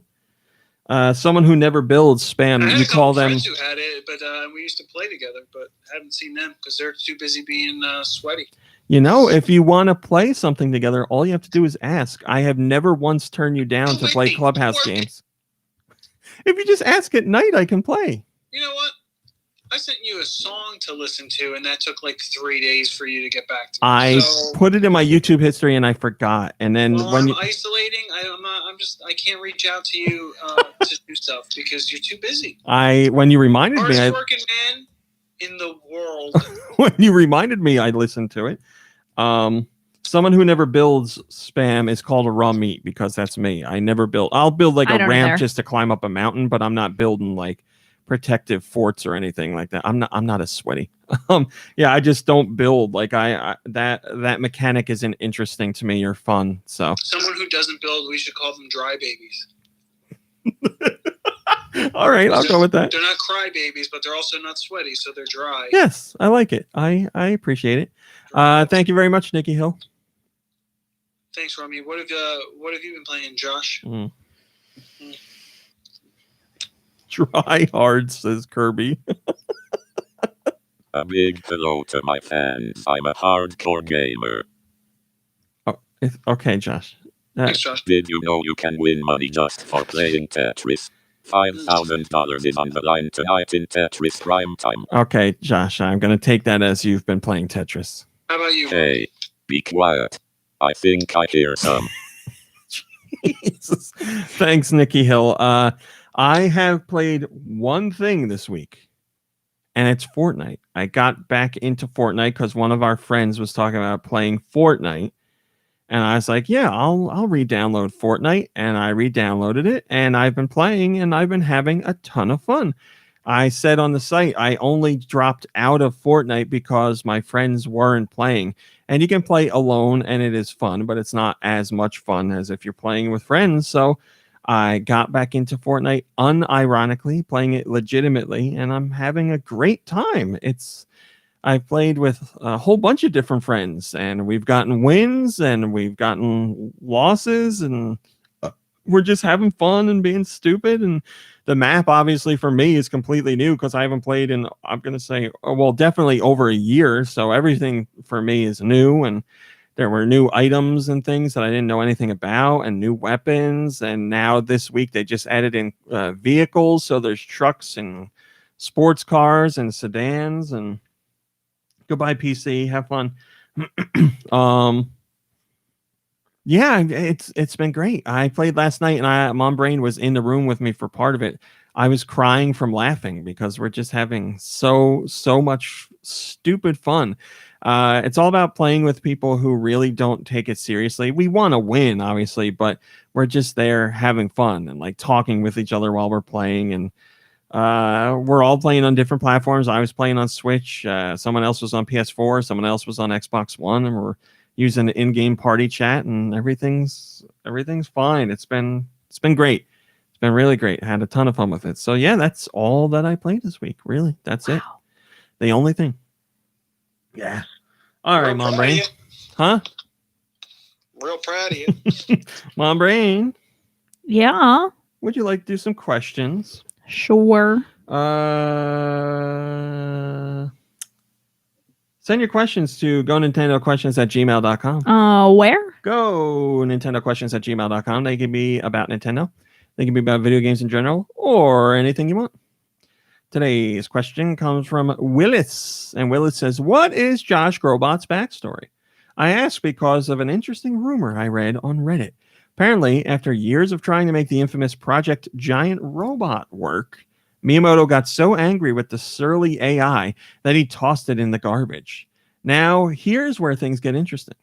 because around that time, a journalist was seen hanging around Nintendo's dumpsters looking for a scoop.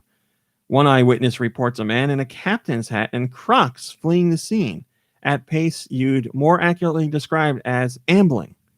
When they checked the garbage, they realized that the robot had gone. Is this where Josh came from? We'll just have to wait and see. I'm gonna take Josh's lead here and say you're just gonna have to wait and see. Other than that, I have no comment. I think there's plenty of people out there who wear captain's hats and Crocs. I think we can all agree that Boring. It's normal attire. You see people wearing that on the street all the time. It's a hot fashion right Why now. would you say that? Because it's true, Josh. So yeah, no, that's it. I don't think we need to discuss this anymore. Really. Definitely. No, not at all. We have our Patreon question today, which comes from Nico Darunia. You can join the Patreon for... I give you so much lead up and you never do it. And it's never where I think it is. Like, ever. And it never moves either. For $1. For $1. Thank you, Mom Brain. Today's Patreon question, as I said, comes from Nico Darunia. They say, what emotions do you feel while you're using a bidet? Relief. Joy. Cleanliness. Euphoria. Satisfaction. That's a good one. Peace. Yes. I'm paranoid because I feel like the blast is just going to spread things everywhere. What do you mean? That's not a thing that happens. If you ever like power wash like a deck or a fence, Yes. He's right. or the side of a house, there's blowback. Yeah, there is, because it's a power washer. If your bidet is the same power as a power washer, then you're going to blast a hole straight out of your anus through your chest. It's not that strong. At least that way I would know exactly where all the debris is going. I would say it's not even as strong as somebody putting their finger over the front of a hose. It's like a beam of water, but it's not. It doesn't hurt. I don't know. I guess I'm using it differently. Full blast, full steam ahead. Oh gosh, don't steam it. It'll hurt like hell. I've occasionally made it too hot. I don't even do the heat. I'm always cold. Look, cold has its place. Yeah, on my anus. But the hot version? No.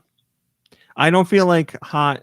There's something about hot that doesn't sit right with me. Well, let me tell you that there are times when the hot is perfect. I'll have to take your word for it. I'm a cool kind of guy. I like to cool off. I have a question. After you blast out a heater, I like to cool off. Yes, Nikki Hill. I've got like a completely separate question from bidets, but I guess maybe I should. Where do I send my questions to? Right here. You can send them to me right now. Oh, well, what isn't there a website to share? No, just tell me it and I'll relay it. Is that what I sound like? I mean, we can open this up to the rest of the audience too, but the community. Boy. I was curious how you feel as you're like. So some games you can interact with the environment. Some games you can interact with like not necessarily people, I guess, but the environment. So you can like while you're running around, you can just destroy things. You know, in Zelda, you go into people's homes and you destroy their clay pots that they spent so much money on and so much time making and stuff like that. And you take their belongings. And I played and finished Tomb Raider. Oh, congratulations.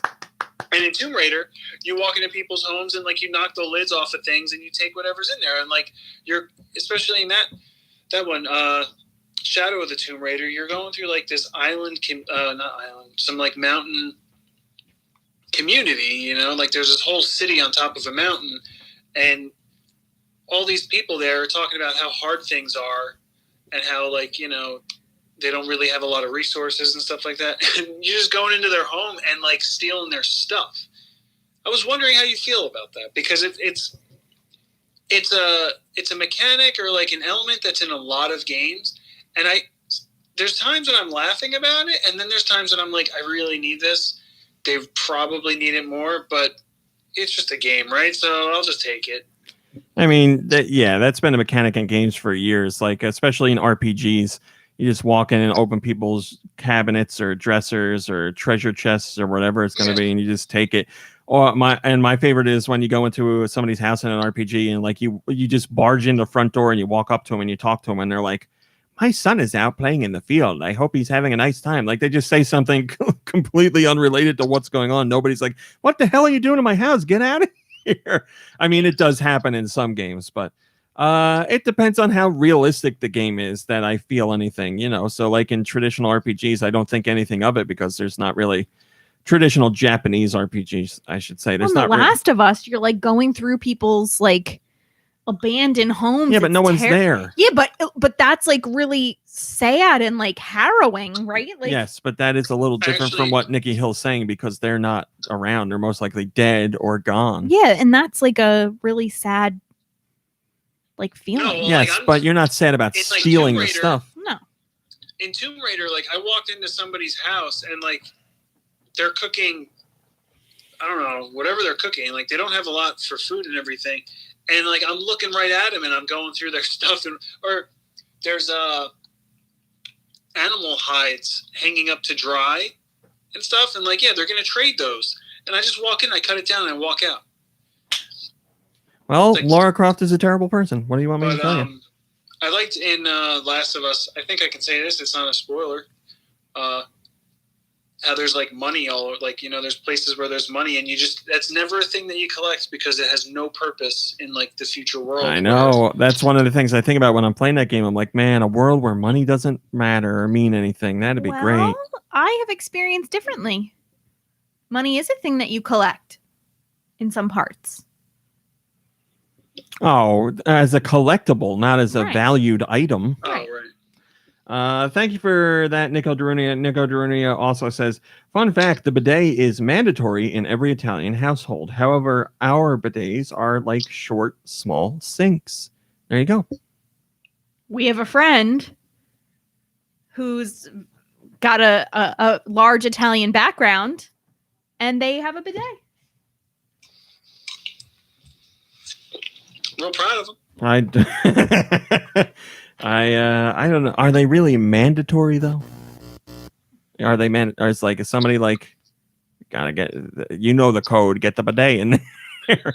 I mean, I wouldn't have any problem because I love bidets, but I don't know if Here's it's the mandatory. question: do people who use bidets wash their hands? Yeah, in the bidet.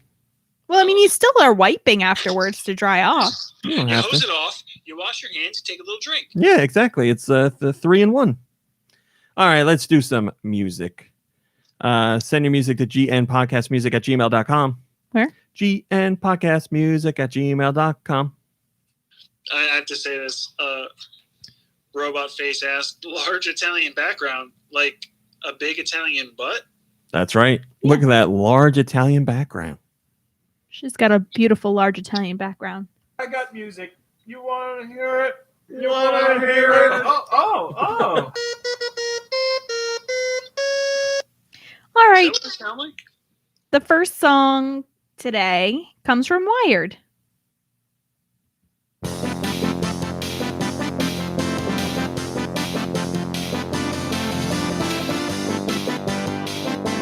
Now, traditionally, I would say that is a Genesis sound.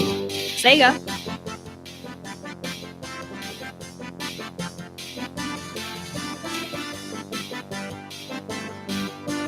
What system are we talking here? Switch.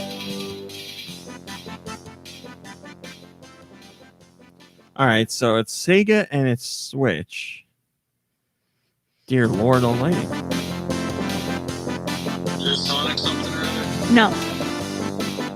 It's not Valkyria Chronicles. Nope.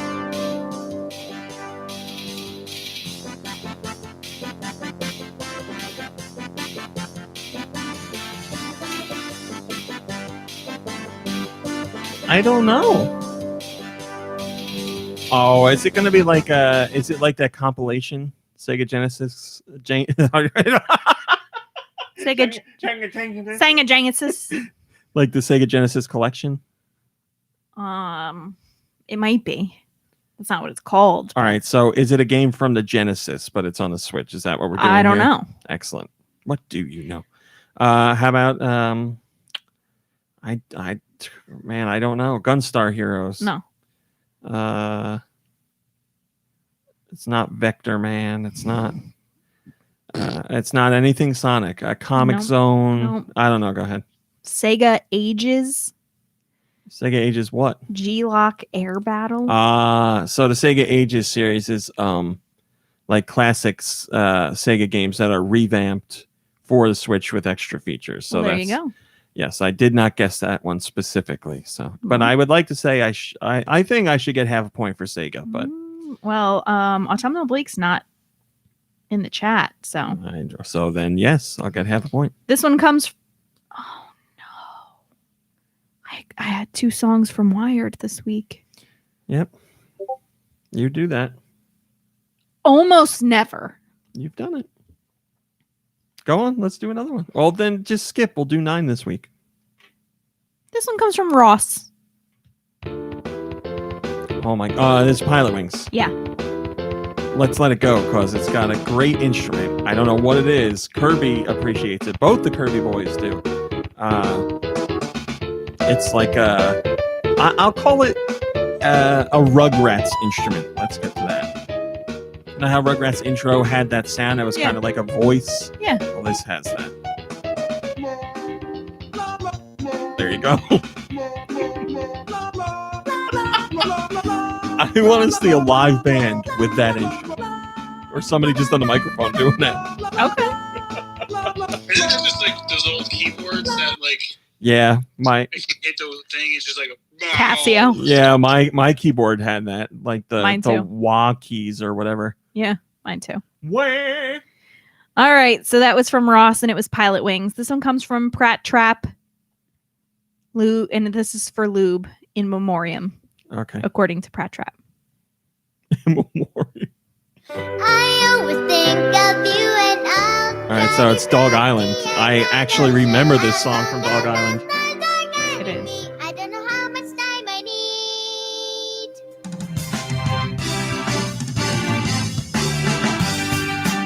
Yeah. All right, stop. Pratt Trap, I will text Lube in the after show to let him know that that was sent in his honor since he's passed. I'll let him know. He has not passed. He's not. Well, how am I going to text him if he's? Well, I guess I could text him if he's dead, but he's not dead. Here's one from Mikey3319. Dead to me.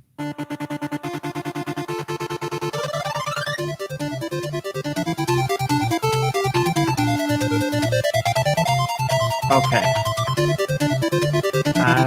It's kind of got a Tecmo feel. No. Wrong. Is it a fighting game? Like a beat 'em up? I don't know.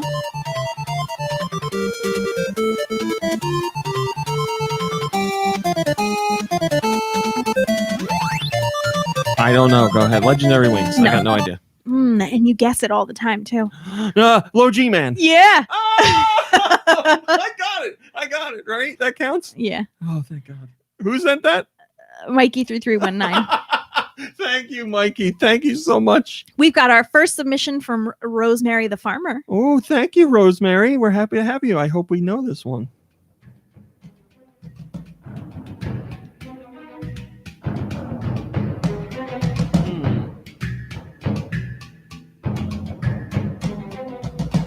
This is familiar, I think. You know, Rosemary the Farmer is married to Freddie Frow. What? Yeah. Scandalous. Does he know? What system we got here? I can't even place it. Switch. Oh, dear.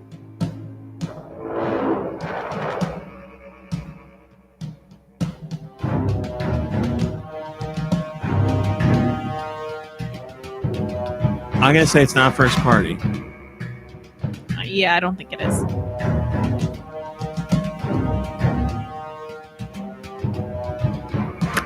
I don't know.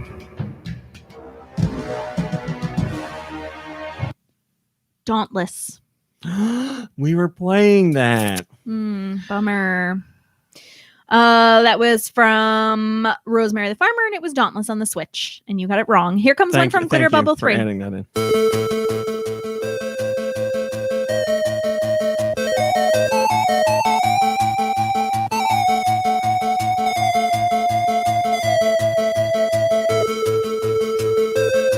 Is it an RPG of some sort?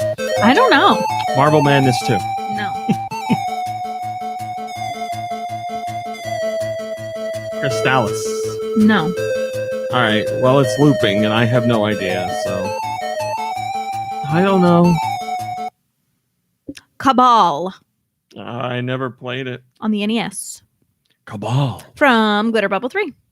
Here comes a song from Freddie Fro. Dauntless. No. Oh, Friday the 13th. Yeah. Definitely, I know that one. Heard that a lot. This is When You're Being Chased by Jason. It's great. It's great. If you haven't played Friday the 13th, play that damn game. It is a blast. Super blast my butthole. Here comes a song from Blood Ocean 07.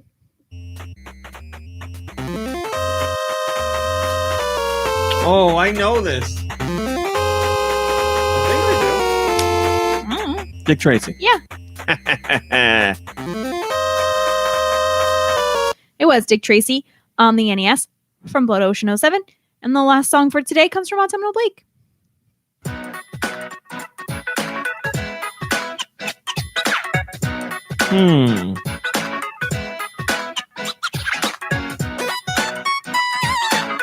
This is familiar for some reason. You've played it.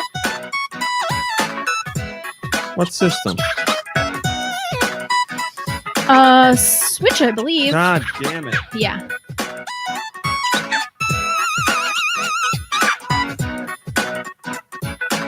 I don't think it's first party. It is first party. Is it? It's got a little more stank than first party usually has. It's so familiar. No pressure, but if you get this right, you literally will get an actual 6 out of 9 this week. Oh, and no. everybody is very excited. All right. Let's just do the old. It's not Pokemon. No. It's not Zelda. No. It's not Mario. Is it Paper Mario? No. All right. Good that I. All right. Okay. It's Mario. We did Dick Tracy already. Sorry. It's Mario. It's on the Switch. Why is it so unfamiliar? It's not Super Mario Odyssey. No. It's not Super Paper Mario. No. Or what am I saying? It's not a Super... I'm getting so mixed up. It's not Super Mario Maker 2. No.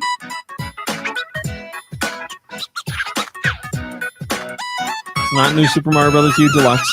No. It's not Kingdom Battle, is it? No, Nope. it doesn't say anything like that. Is it a Mario and Luigi? Nope. Not on Switch, no. It's not Smash Brothers. No.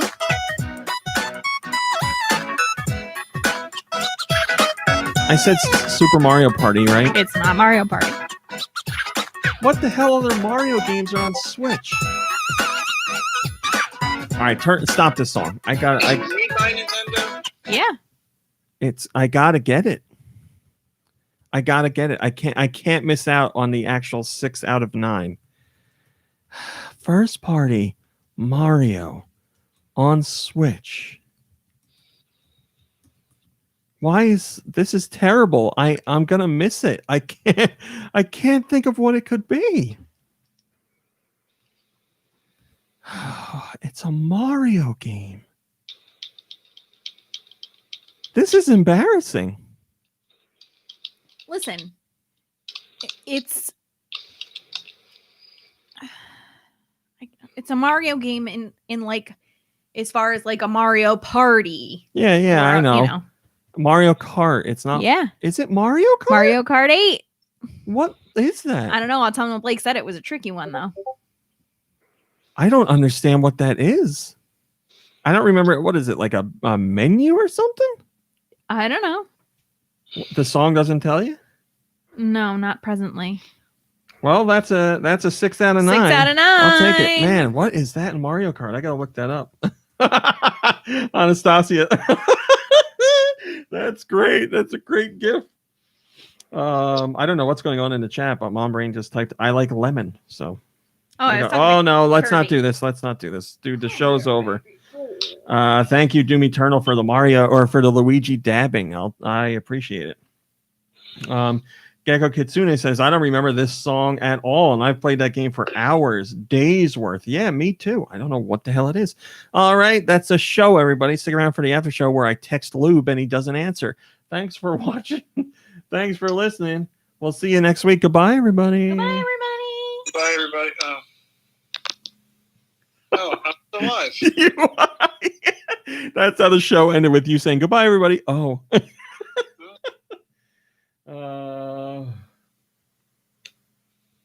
All right, let me text Lube like I said I would, to remind him of his favorite game in simpler times, Dog Island. My phone's about to die, so I guess I should go. Oh, okay. Okay. What are you doing tonight? Oh, a whole bunch of sitting around, not doing anything. You know, classic quarantine. Can I interest you once again in playing Fortnite? No, you can't. All right. Well, then I guess we won't be playing together. I hope everyone in the chat has a nice weekend and week. I hope everyone's sitting there in your room, as you, Brain, and Josh, have a nice, or Comanche, if he's still there. He just left. He's got another podcast to go at. Oh, spam. I can look that up right now. But, all right, everybody have a good night. I'll talk to you Goodbye, soon. Nikki Hill.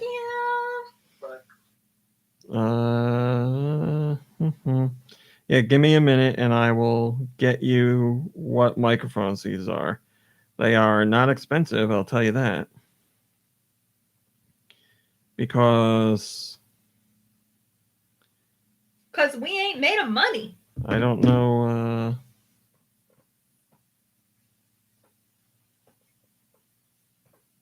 Oh, dear.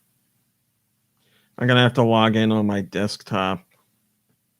I don't remember my password. Mom Brain, can I trust you to keep this going for a minute while I go check that out? You know what brand they are? Made in China. Why do you think I said I have to log in? Oh boy, I'm in charge here, keeping this going. Just for the after show. What am I made of? I am made of coffee and happy thoughts. That's what I'm made of. That's what I'm great in there. That's what I'm made of. You're doing such a good job. I like what Gambler did to his island too. Rami was showing me, and I'm so excited about it. Tell people what he did. Gambler made a whole Twin Peaks themed Animal Crossing island. Like, really went for it. Like did it right. Like, I have a room that's Twin Peaks themed, but holy cow. Holy cow. And we all know how I feel about. Oh, I just finished watching Love on the Spectrum. And if anybody has not watched it, I strongly recommend watching it. I think it is a fantastic show that, from my perspective, is something that's kind of lacking. Right? Like, shows that are centered on people with different abilities, but it's not about like, oh, here's this disability that makes you sad, or this is sad. It's just like, here's the challenges we face in the dating world, but like, hi, we're dating because we want to date, and we can do that if we want to because we're consenting adults. You never mentioned it's about autism. You just said it's called On a Spectrum. Oh. Some people don't know what that is. All right, the microphones are the Behringer Ultra Voice XM8500 dynamic vocal microphone. They are out of stock on Amazon right now. but you should be able to get some other places. I watched a whole bunch of reviews on YouTube to say like these are a more than decent microphone for the price. They were, when I bought them, $30 a piece. So not breaking the bank by any means. I think as far as microphones go, certainly you can buy much more expensive microphones, but these I think get the job done. All right. Robot Face says, hey, RMC, did you ever check out Alarm? What? Alarm Will Sound. Alarm. What is Alarm Will Sound? A band? I don't remember things. I forget things easily. No, apparently I didn't. I'll check that out. Oh, maybe I did. I think I might have. I'm so scatterbrained. All right, we got to end the show. I'm losing it. Thanks for watching. Thanks for listening. Have some fun. Hang out with friends and family. Rest, relax. Hang out with friends and family virtually or whatever you're doing. Rest, relax. You deserve it. Take it easy, and we'll see you next week. Goodbye, everybody. Bye, everybody.